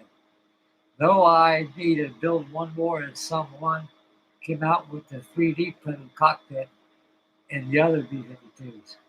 Yeah, I'm sure I'd get my hands on a B-52 myself, especially one with the X-15. That'd be the holy grail for me right there. And Spawn again says, beautiful, beauty, Frankie. Love it so far. Spawn says to, he says the X and Y B-52. Yep. One with the tandem cock canopy. The first ones came out. The B-52 and the C-133 Hurricane are the oldest aircraft that we have today that came out in the 1950s. That shows you how good they were. They were so good they couldn't replace them. Couldn't replace them.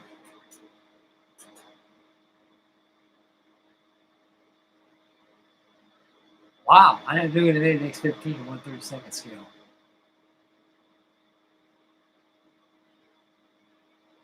Yeah, that's another good kit too.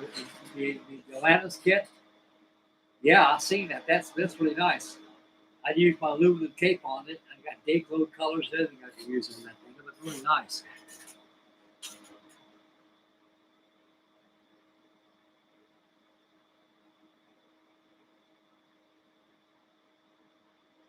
The B-52 1/32nd scale would have a wingspan of probably about as big as my 1/32nd scale. Yeah, that's the 1/32nd scale. You're probably looking at a wingspan maybe almost 6 foot. 6 foot wingspan.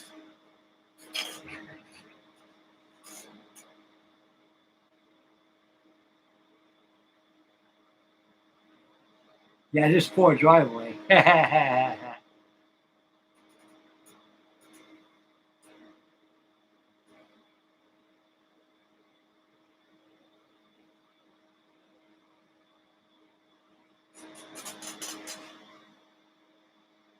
I'm gonna give this a coat, clear to protect the paint. Do that in a couple seconds, fellas.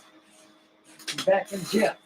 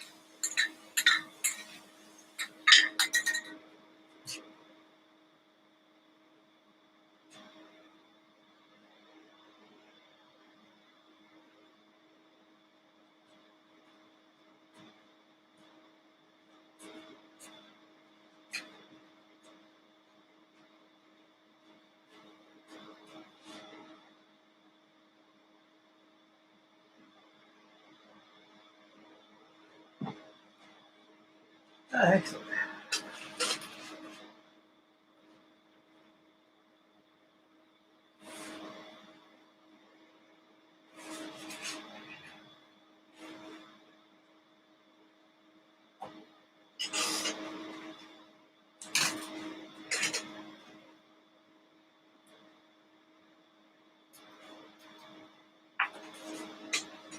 Clean up my work table.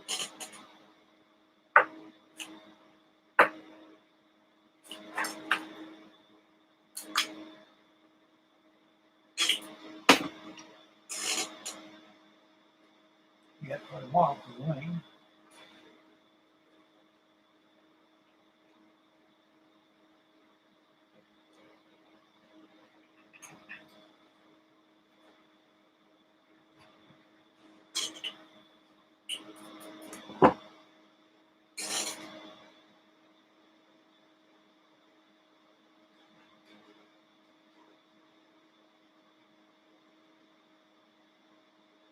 Yep.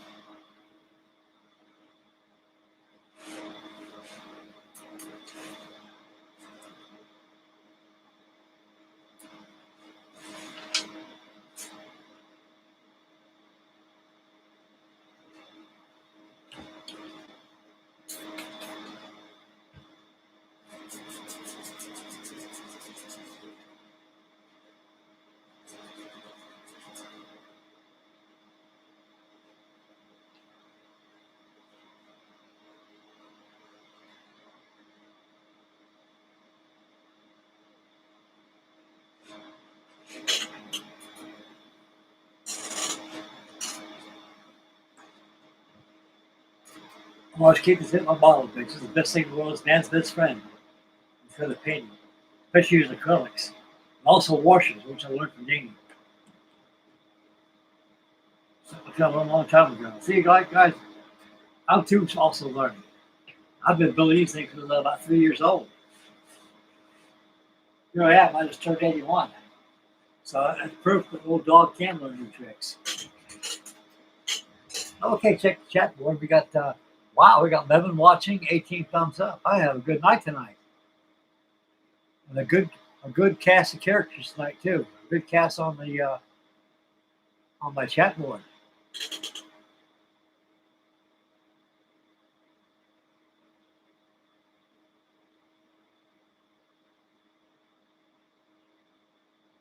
And Matt, the Whistle Design, says, great progress tonight. Oh, yes. Tomorrow we'll get the wing done in the same fashion. I'll get the engines done tomorrow off camera and get them assembled in Cali. And tomorrow we'll appreciate the top wing, the wing in general. And we'll paint it like we did right here. Then just finish up the video. We're going to assemble the wing and learn how to struts. And everything else will come last, like the transparency. They got to put the guns in there. Now, from my understanding, I've got the I built the Pro model, Monogram Pro, a PBY 5. It was a 5A. It wasn't one of this. This is the first release they did. And they had the amphibian one. There's one called Snafu Catchers. It came with figures on there. I had those listed and painted perfectly with their dungarees on, with a May West on them, holding that 50 caliber machine gun out the blisters. These things were like a ship inside. Every compartment had a watertight compartment. They had bilge pumps in it and everything like that. Galley. They had 2-burner electric stove, and they had all that stove right there. They had stores we keep your food at. I guess back in those days, they probably had orange juice they took with them. A lot of candy bars, Spam in a can, peanut butter, jelly, bread, bully beef, and eggs. Eggs, and stuff like that. They make breakfast and stuff like that. And they had a bunk that could hold, they carried 4 people in the bunk. These are one of the big flying boats. They were big. For the day, they were big. Wingspan about 104 feet. Length from tip of the nose all the way to the rudder, about 65 feet. They're a good sized flying boat, nothing compared to the Coronado.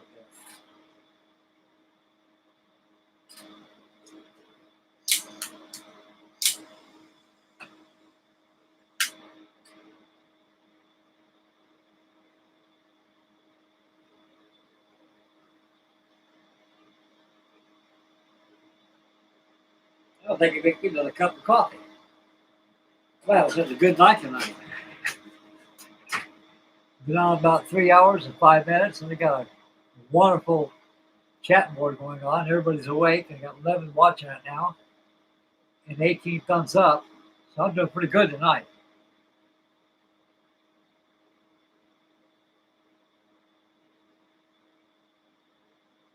Oh yeah, and a third of that wing is canvas anyway. PBY, is from my understanding, from my research and everything, they were a good airplane, but they wasn't a stable airplane because they say you always tell a PBY pilot because they had big arms. Hold that yoke like that because that PBY you got to pay attention in flying it. You don't have to fall in the wing, and you always got to keep that wing. It had that parasol wing on there, and every time somebody moved around or something like that, you always had to adjust the trim, keep it in flight. You always had to muscle that thing. But another thing, they flew very good airplane, and they had no flaps, so they kind of when they land on the water, they make sure they hit evenly. Because you couldn't bank those wings, you had to keep those wings straight. Because you take a float in, and spin around and tear that float off and crash and burn. It'll throw you around. And it took a little longer to get up the water than the Coronado or PBM. The Coronado had a good step up there. It had like a suction thing on there. They could break up the suction from the step. Because with the flying boat, you're playing on the step, and the wings are actually in another flight. You track those wing floats up like that, pull back that yoke and go right off the water. You got to be careful of rivers and landing too, because they hook up the logs and stuff. There's been cases of PBYs, even gum and goose too, even a gum and duck. Hitting a log out in the water, a piece of driftwood or something, debris. I'm gonna make me a cup of coffee, boys. Another cup of coffee.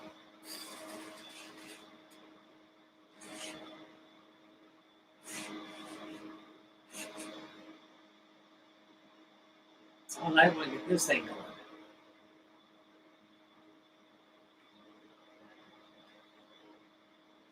Okay. Coffee coming up.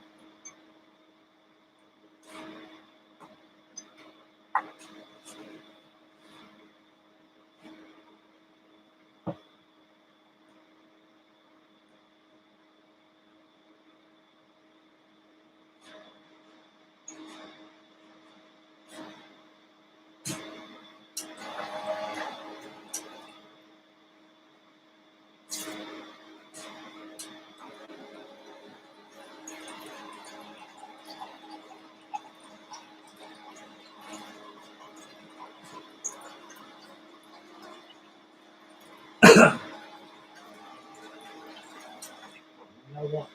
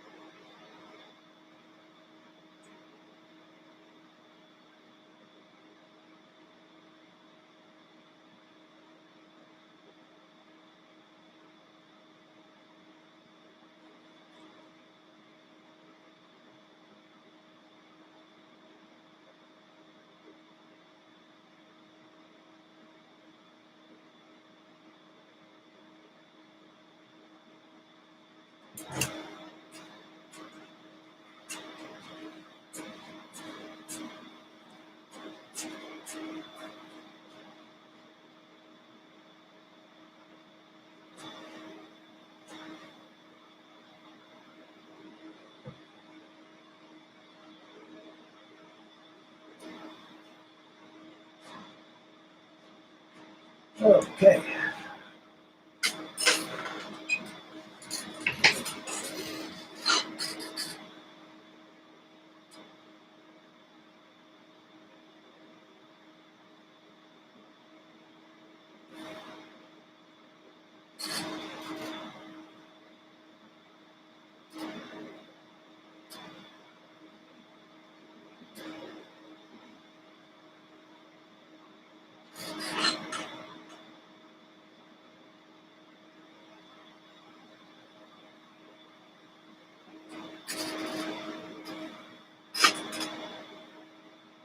Most of you tuned in, you haven't seen my drum and duck yet. Here's my duck right here.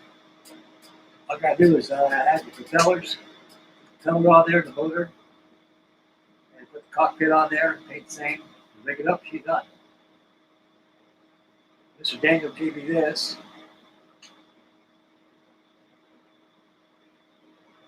This is an old ITC cam.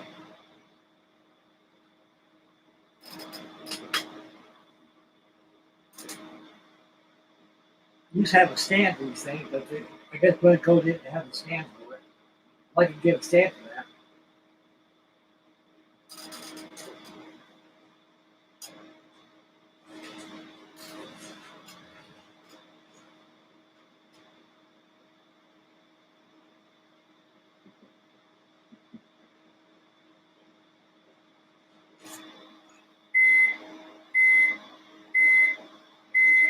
Ha ha ha!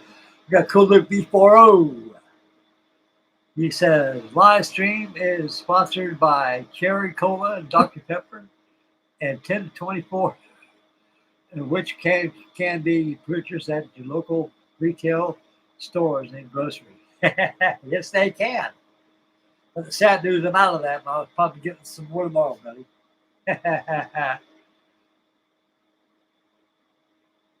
Have a pepper today. Yes, I will. And Raymond says, that's a pretty duck. Thank you, buddy. And Paul Florida says, love it, love the duck. Says, coincidences still stay around along with a very few others. Yes, it is. Dingy says, true, if Frankie motorized his channel, everyone would watch the commercials after a million views would make something just change how people would be paid. Hey, yeah. You know, I haven't monetized my videos. You know, I got enough points over here to do that. I don't do it for money. I do it for you guys. You guys are more important to me than money. Oh, yeah. Well, I'm all like a smoke in the eyes. Really like a tear a little bit. Okay. Coffee time.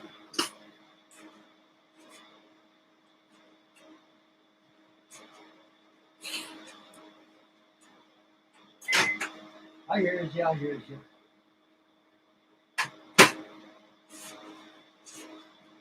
I hear you.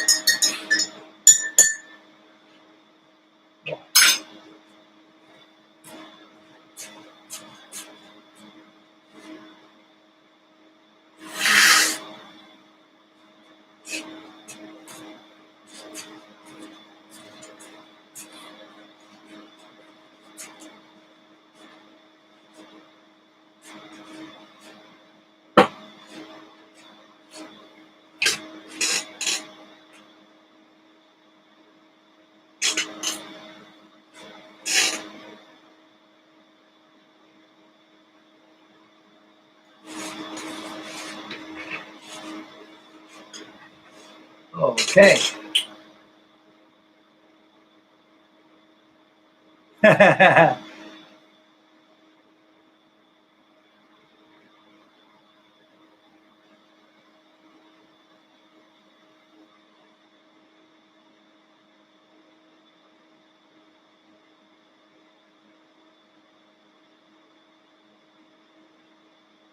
The Council of the Pickets says, hello. Welcome to tonight's live stream with me and the gang. Welcome aboard. Just finished painting the PBY for the night. We got the fuselage done right here. Letting it dry.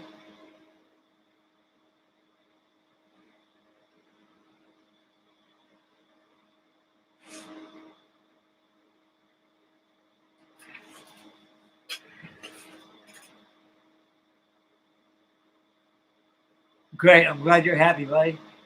And thank you very much. I'm okay. I'm very grateful for you fellows tuning in on my channel and watching me build my models and things. Very grateful, and I'm very happy. And like I say, you guys are my life's juices. With you guys, couldn't get the duck going, couldn't get the PBY going. Everything is just be building stuff and be on modeling forums. I get no joy at all in model forums because you got people there that don't know you that much on there, and they comment, "Yeah, nice job," and that's it. But you guys live through me, I live through you guys, you know. And all these things I build are for you guys, and you know, I really enjoy these things. That's all I got to live for. I got nothing else in life but my models and you fellas. Being 81 years old, I'm very grateful the good Lord can still keep me healthy. You know, I still build my models. I still do things like I was in my 20s. And, got a lot of stuff here that'll keep me going for the rest of my life.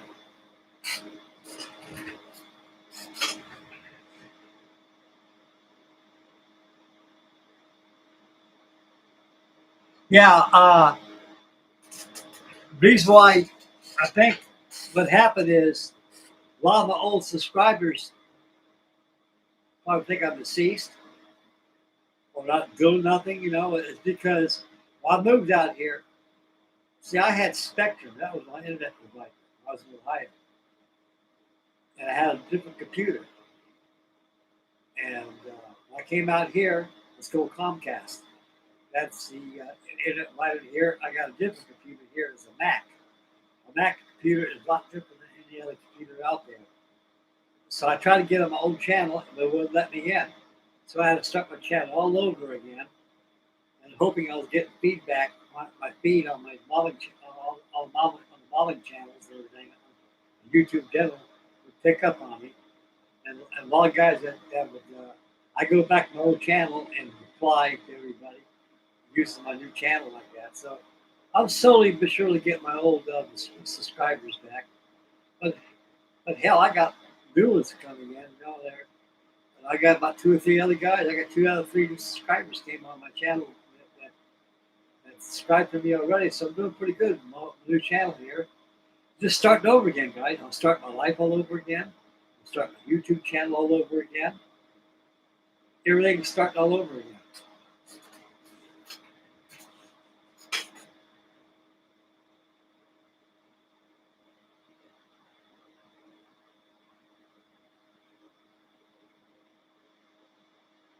That's great, Dang. When I get those plug wires, things like that, I'll be back on my half track.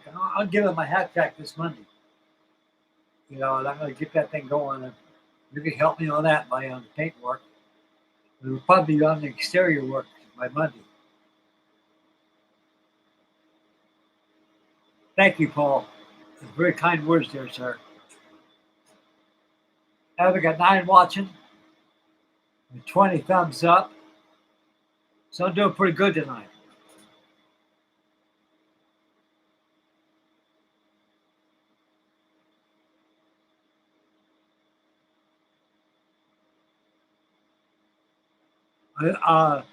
Danny, the box, the tank came in. Those wires are in that box right here. Let me see here.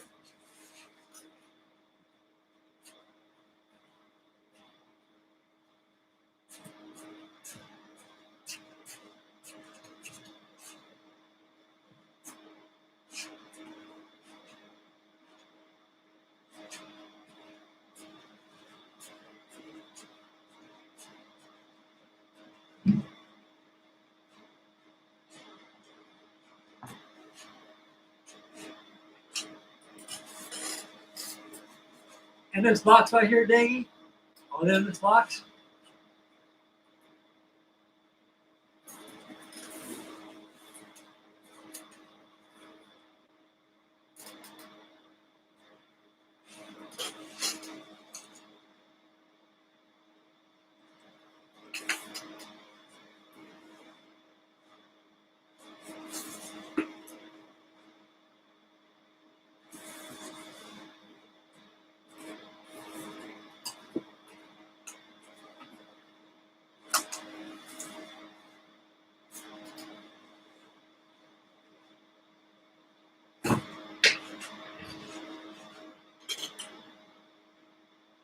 Oh, okay.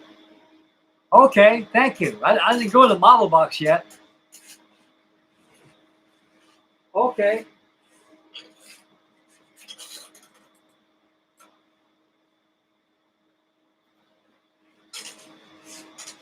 I'll be damned.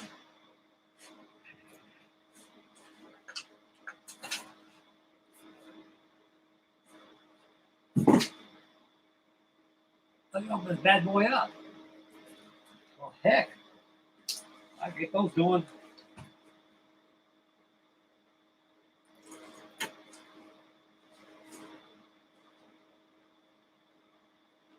Now, I love this tank.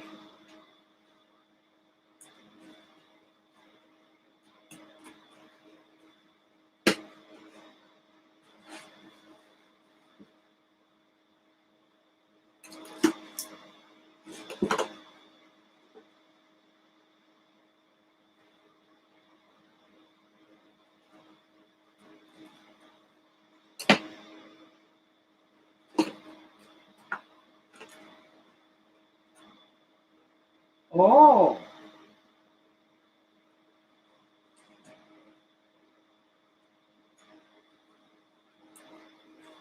Got some Lewis white for your glasses. Thank you, buddy.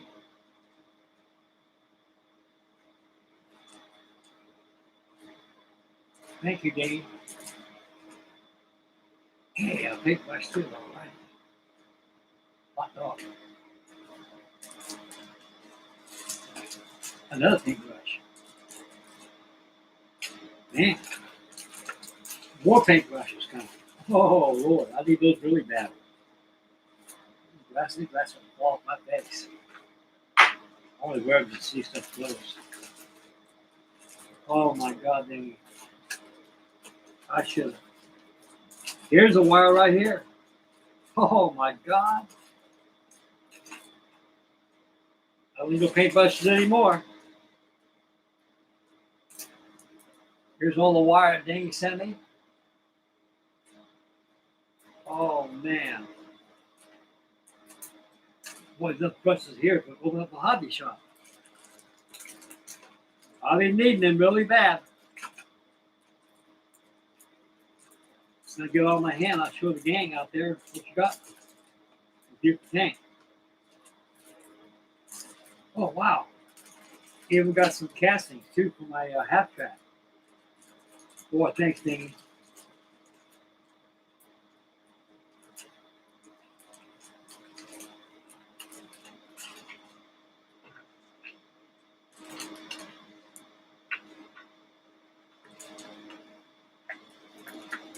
Wow. More paintbrushes. I should open this thing up. More. Every time I'm looking at her, giving, keep giving.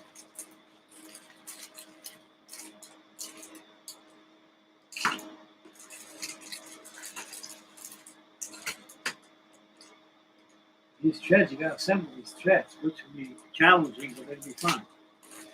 Man, thank you, buddy. Man, I'll tell you one thing, guys. This is about the best rookie I had in years. Years. Look at all these brushes I got, guys. Whole slew of these paintbrushes. Wonderful brushes. Nice brushes. Beautiful.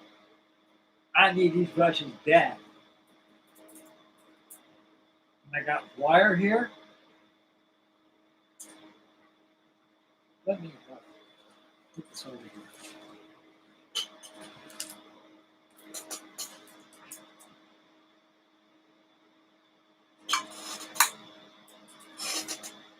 All these brushes there Dee gave me. I've got some whites in my glasses. The whites over here. I have my spark plug wires. We're now get my half track on now. And all these little castings right here, these are crates and stuff. I'll find those and paint them. And I'll have Danny show me how to do that. I know how to wire up the distributor cap to the spark plugs. Oh man, look at these. Oh wow.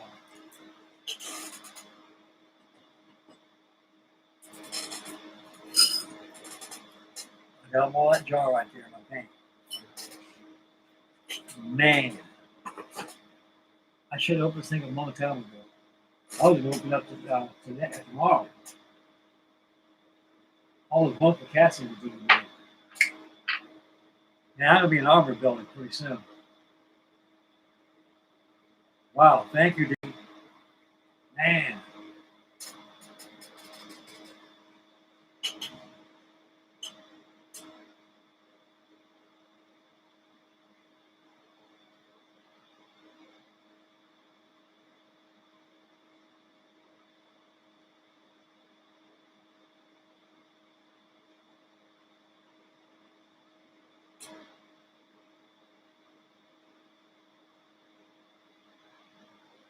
Beautiful.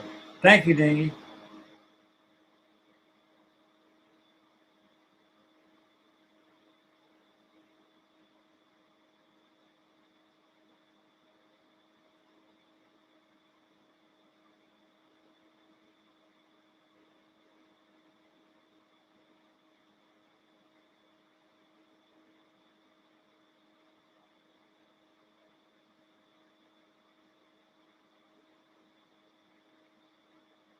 And Dingy said that vehicle, Frankie, was a monster.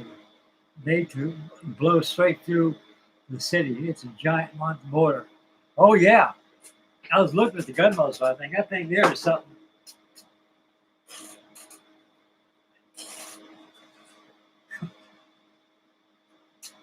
Look at that, guys.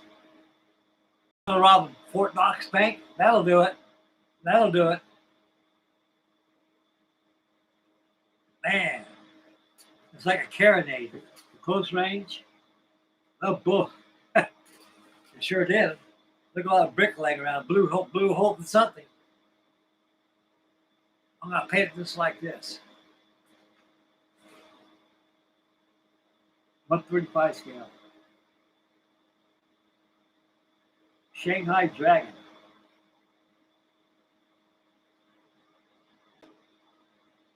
Boy, thanks, Ding. I'm going to have fun building it. There's another one in the background. What's the blue hole that building back there? Boy, Germans, they had some good stuff. They really did. The reason why they didn't win the war is because they had bad leadership. But you got a madman like Adolf Hitler running loose. You can't achieve nothing but a defeat. God, my voice is good. These are my glasses.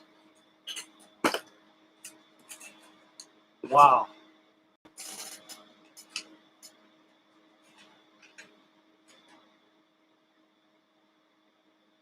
Idler wheels and also the bogies going there good. It shows you how to put the tracks in there.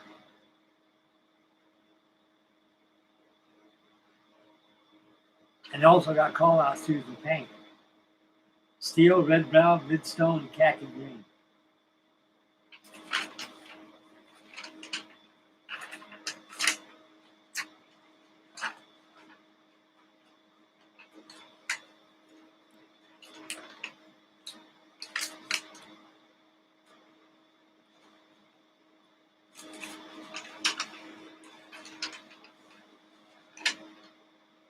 There's 16 steps to this build.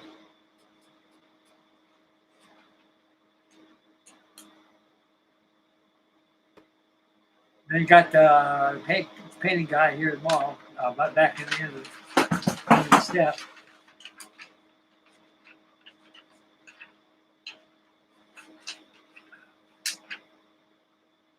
No color options, all the same option.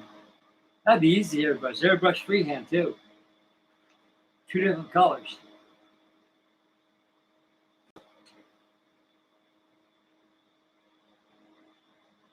Probably khaki green and brown and bitstone. I don't have bitstone paint color or khaki green. I have to mix that myself. Man, this thing would be nice. Get it all weathered up. Boy, thank you, Dana. Man, thanks, buddy.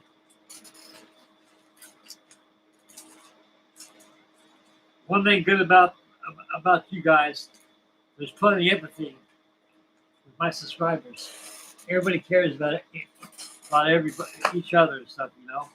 I wish the world was that way. If the world was that way, I'll put this on half track. We have a better world, fellas. You got to care about your fellow man. You have to.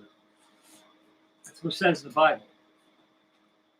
Dave, God bless you, man. Thank you. I appreciate this. Now you set me straight what this thing does. I kept looking at that muzzle. I first opened up, they look at that muzzle. Man, that'd be good for close range. I don't know if that was a flamethrower or some kind of a carabiner. Man, that thing was a monster. I'll tell you one thing. I don't want to be in this way. It's coming at me and start shooting. I will not be here to tell the tale.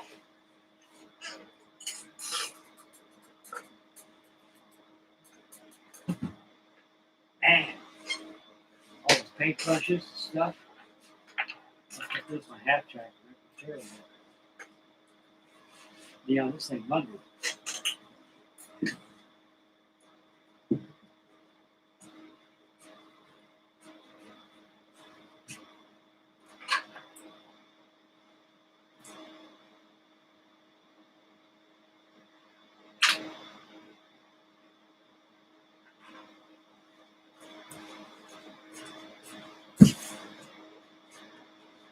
Wow.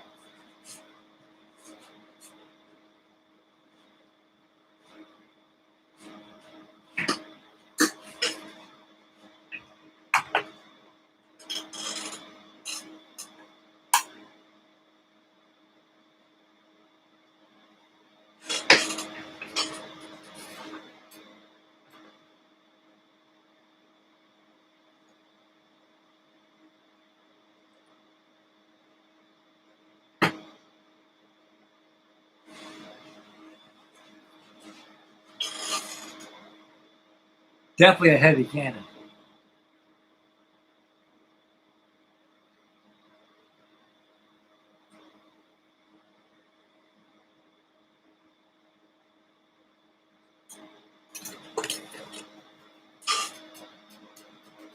That was ruler right there, buddy.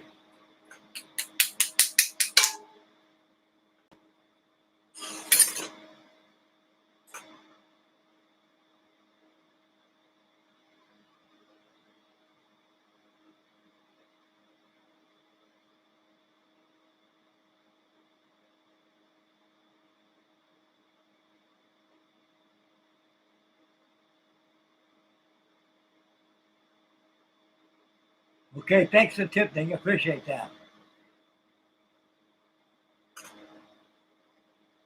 Constellation Pegasus says a bunker buster. That it is. That it is.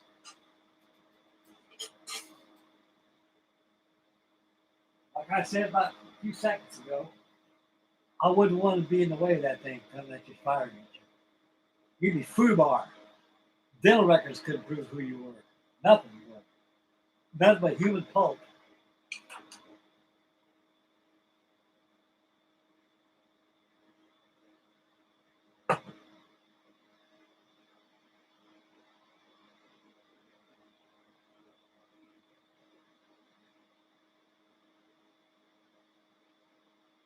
Man, what a wonderful birthday I have. Gosh.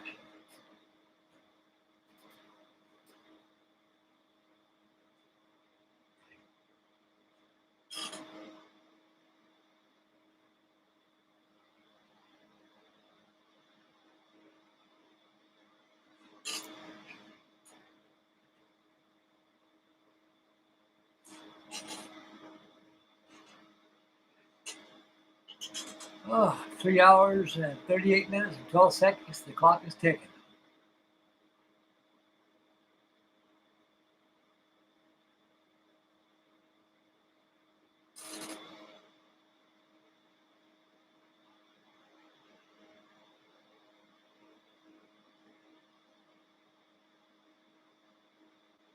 Okay.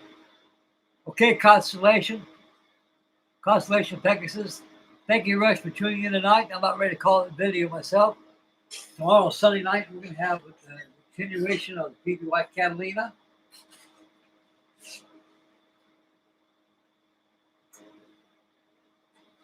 When I get this big massive wing painted, all appreciated and painted, I'll get the cocky timbers on. Before I do that, I'm going to go ahead and put the bomb shackles on the wings right there, and put the edges done on it, and the cocky attendants on there, and appreciate and paint. It's all done. Places on the PBY, sponsored, add the struts, start working on the beaching gear, and by Tuesday, we should have the final bill for this. Boy, thank you, Daniel. I love this Dumbo.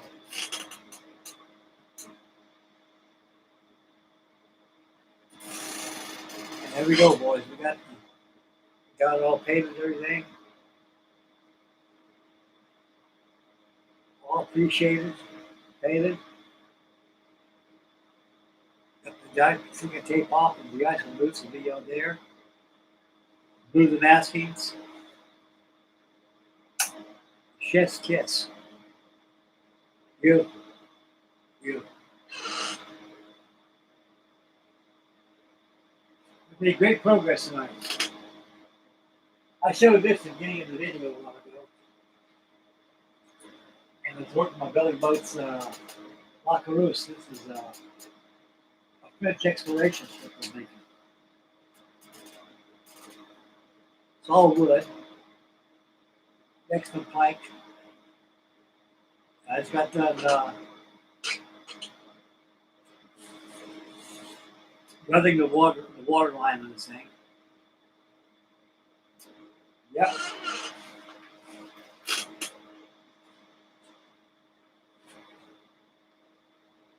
Doing a little bit as I go along, try to get things done on these things.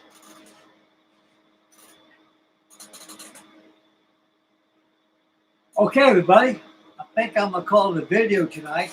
We got a lot done tonight. I'm very happy and delighted that you guys tuned in tonight. I apologize for not last night. Last night, my daughter and my son-in-law took me out to the Texas Roadhouse. I was hoping to go to the hibachi place where we get that Japanese food, though, but that could wait. I had a blooming onion and a sirloin steak and a salad. And they had a bucket of peanuts right there. And my son-in-law and daughter were really marveling over me. Said, Pop, how the hell can you eat peanuts like that? You got the teeth here. I said, easy, just like this. And my son-in-law told me, he said, what happened to your teeth, Pop? Last time I seen you years ago, you had teeth. Yeah. Said, my mother knocked them out. They said, oh, wow, you got to be kidding me. No, I kid not. My mother had Alzheimer's disease. And I was taking care of my mother. I'll tell you guys, that's a hell of a disease they have when you're old like that. My mother had it. She didn't remember who I was. That hurts. And I was the firstborn. And she always was mean to me. She goes, who the hell are you? I'm Frank. I never heard of you before. I made a big mistake.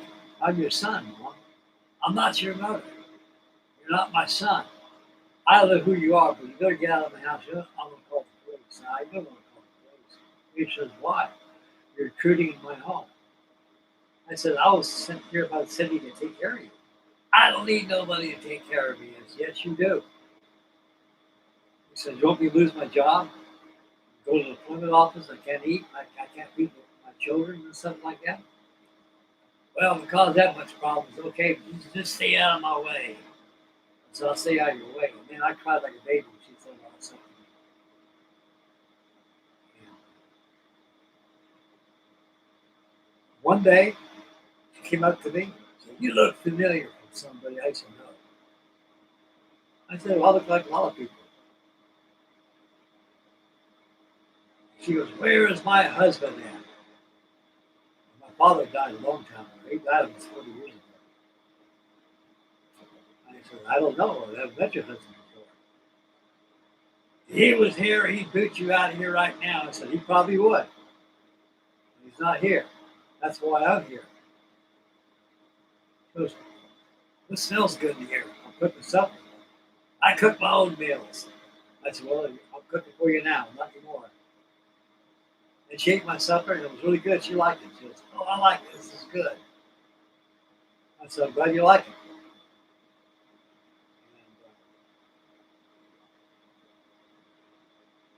And my mother and father, my dad, my first wife, Brenda, my daughter's mother, when they passed away. When she passed away, I was ready to go back to California. And my dad told me, "Oh, you won't do that, Mike." Well, heck, Bob, this ain't my home. California's my home. I know, son, but things out in California are not the same way they used to be. All your friends and acquaintances who you know, they either moved or not. That place has changed a lot. I said, "Look, why don't you stay here and take care of me and your mother, me and your mother, and we pass away, this house is yours." I got to thinking about it and said, "Okay, you talked me into it." Not because you had to give me the house, but I could see the reasoning there, which I did. Took care of my dad real well, took care of my mom, and still then she had a stroke, she had Alzheimer's disease after that. Well, it got to a point she was being mean. She came up to me one time and slapped me. I said, "Wow, hey, what did you do that for?" "Because I don't like you." I said, "Just because you don't like nobody, you don't give you the right to slap somebody like that. Every time you slap somebody, if you're provoked, somebody slap you, slap back. I'm not slapping you back because I don't hit people and I don't hit you. That's a good thing. That's a good thing," she said. "So where you going?" So "I got to go to work." "I thought your job was here." I said, "I got two jobs. I got one job I take care of, I take care of you too." "Where you been sleeping at lately?" "I've been sleeping on the couch."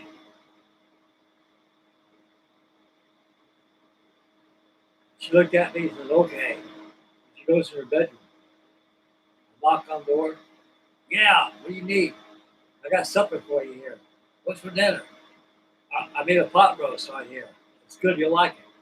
"I'll bring it here to feed it to you." "No, I'll go down below and eat it." "Okay." She come down here. "That's good, I like that." "I didn't know you could cook." "Well, I learned how to cook from my mother and my father."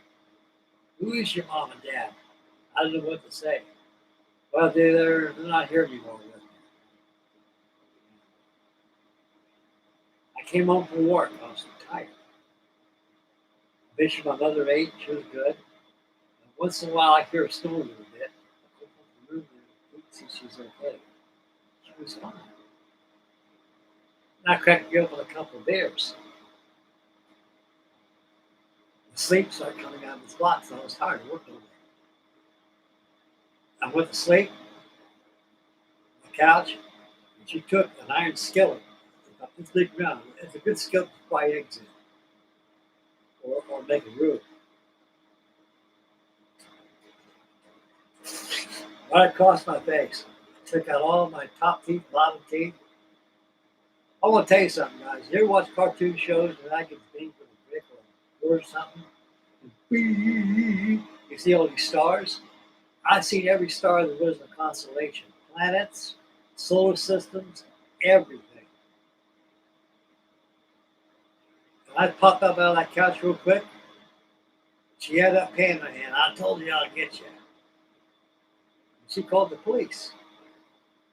Police started to arrest me and said, hey, wait a second now. What happened to you?" That's my mother right there. She has Alzheimer's disease. She banged me with a flying pin. Oh, You ever consider about putting your mother in a nursing home? I said, no, I want to do that. She brought me to this world. I'll take care of her until she dies. We're going to be going for this all the time. But no, she won't even want more. He says, will we call an ambulance? I said, yes. Call the VA. When the VA come pick me up. The VA came. The ambulance came down, picked me up, and took me to the VA. I called my brother Mike. I'm Mike, why don't you watch Mom? I got to go to the hospital. What happened? Mom hit me with a frying pan, knocked out the teeth. Oh, wow. It says, when's the last time you seen Mom? Oh, I seen Mom the other day where you were working. Did she know who you are? Yeah. Well, take care of her. I got to go to the sick bay. Went down to the sick bay to get sodium pentothal. I was in there about a good hour. It took out all my teeth and everything. Yeah, I tell you guys, that was an experience to behold. So they get mean, they get Alzheimer's disease. And then one day, I came home and wake her up for breakfast in the morning, and she died. She was 111 years old when she passed.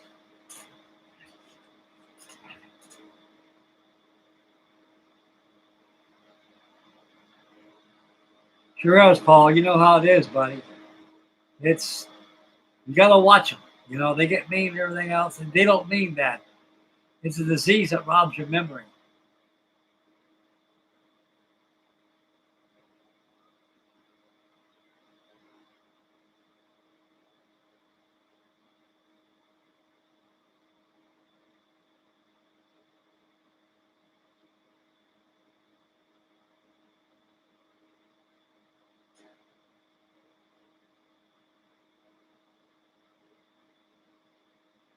Very horrible to deal with, you know. The one day, you get flashbacks once in a while. About 2 days later, after I got out of the hospital, came home, and my mom walked up to me and goes, who am I? Did I do that to you? I said, yes, you did. Oh, I'm so sorry. I'm so sorry. I don't know what I'm doing. He says, who are you? Can you tell me the truth who you are? Yes, I can, but you're not going to like it. He said, I'm your son, Mom. You're my mother. Oh, my God. He says, that's why you look. He's going stages like that. He starts crying. I held her. The first time that she actually came to realization I was her son. She said, can you forgive me for what I did to you? Yes, you can. Can't help it. I can't help it. So it'll never happen again. I'm so sorry. I said, I sure hope so. You know, but she got so. Then she splashed back into her Venus again and stuff. Then that day, like I said, I checked out in the morning. It was on a Sunday. I was gonna get up and make sure. Her favorite food was pancakes and little sausages. She likes. I made her some pancakes and sausage. I went up to the room and forgive her, serve her in her bed. And they're dead.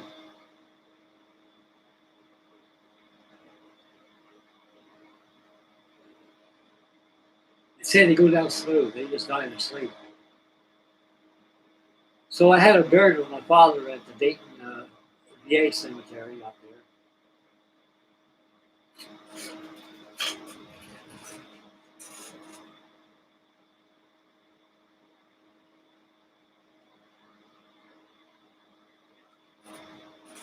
Yeah, when a family like that, they don't meet you, fellas. It's a hell of a disease. It's a disease that robs your memory. Then you start going back in the past. Because one day we had a coffee clutch one time, and when I got sitting there, I don't know why I'm telling you this though, but I can tell you some good times you had. Well, I can hear some of the good times you had. Want a cup of coffee? You made some coffee? Sure, I love coffee. I do too. My mom said. Here's some coffee. Had some coffee. I gave her some couple donuts she ate. Oh, I can remember back in 1933. We lived in a depression and things were pretty bad back then. My husband Frank, one time, he was in the Navy. we was overseas all the time. And I married my husband just during the First World War. That was around 1918 when I married him. And heck, he was about 25 years old back then, and I was 18. And I said, yeah. He was a wonderful man. We traveled all over the world. All my kids went with him, went with us and everything. I said, who are your kids? I didn't met your kids before. I said, I don't know where they're at right now, my mom said. They're all over the place. I got one boy, he's in the Navy. She was talking about me. Oh, Navy's a good outfit. Yes, it is. It says, he got out some time ago, not too long ago, I don't know, what's the date today? I told her it was 1992. She goes, oh, hell, he got out probably about, I don't know, I'd say he got out probably about maybe 2 or 3 years ago. I think he did. And she was right. He was in for a long time. He was in for a long time. And like my husband was. You ever been in the service before? Yeah. I showed her my Navy tattoos. My son had tattoos like that one time. Same thing my husband had tattoos like that. I could tell you've been in the Navy. I said, well, I was in the Navy. And she, we had a good talk and everything. But like I say, it's with family like that, it's hard to, it hurts, man. They don't know who the hell you are. But you got the humor, And they clobber you, they don't mean to. I mean, I tell you, man, I've never in my life been hit the face like that in my sleep. The first thing you do when you get hit, you can't feel the pain. You're just more or less stunned, like, dude, you're stunned. What the hell happened? The pain comes last.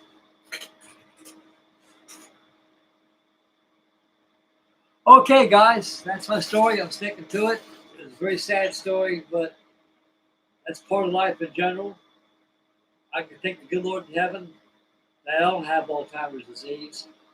I can thank the good Lord in heaven I'm healthy and with you guys every night and with my models and everything I do. I'd like to thank everybody for tuning in tonight to the chat and for watching with the PBY. You guys got a PBY with Monogram, build it, don't be bashful. It's a nice kit, a beautiful kit. And I'd like to, before I close off this video, I'd like to have a special thank you to Mr. Daniel Britton and Dingy and Mr. Everett Henderson for sending me these wonderful gifts for my birthday. I'm deeply honored for you guys. You guys were very wonderful to me. And I got some more stuff coming in. Daniel's sending me. He's sending me a B-58 Hustler. That's going to be a wonderful build. I'll probably be on that and finish with PBY. And I got these tanks to work on and everything coming your way. We're going to have a wonderful time. We've got fall coming in, autumn coming in. And that's most of the model building, model outdoor activities. We won't be able to do more because it's cold. And so we all be nice and snug and bugging the rug building models. I got a lot of stuff coming your way, guys. A lot of stuff. We're going to have some joyous streams, good streams. Okay, tomorrow Sunday, we're going to have a Sunday night stream. It's going to be working on the PBY, getting the wing painted up and get it all attached together and everything. And Monday night, we'll bounce back on the half track, get her done, and we'll finish up the PBY by Tuesday and the plan to reveal. And tomorrow, we're going to also finish up the duct the first thing before we get the PBY going. Off camera, I'm going to go ahead and put the flag wires on the government duct. And get it all painted up, and get the engines on so it can fly. And I'm going to hang it up right up there, right on the C-45 provider. And I'm going to be modeling on more. Okay.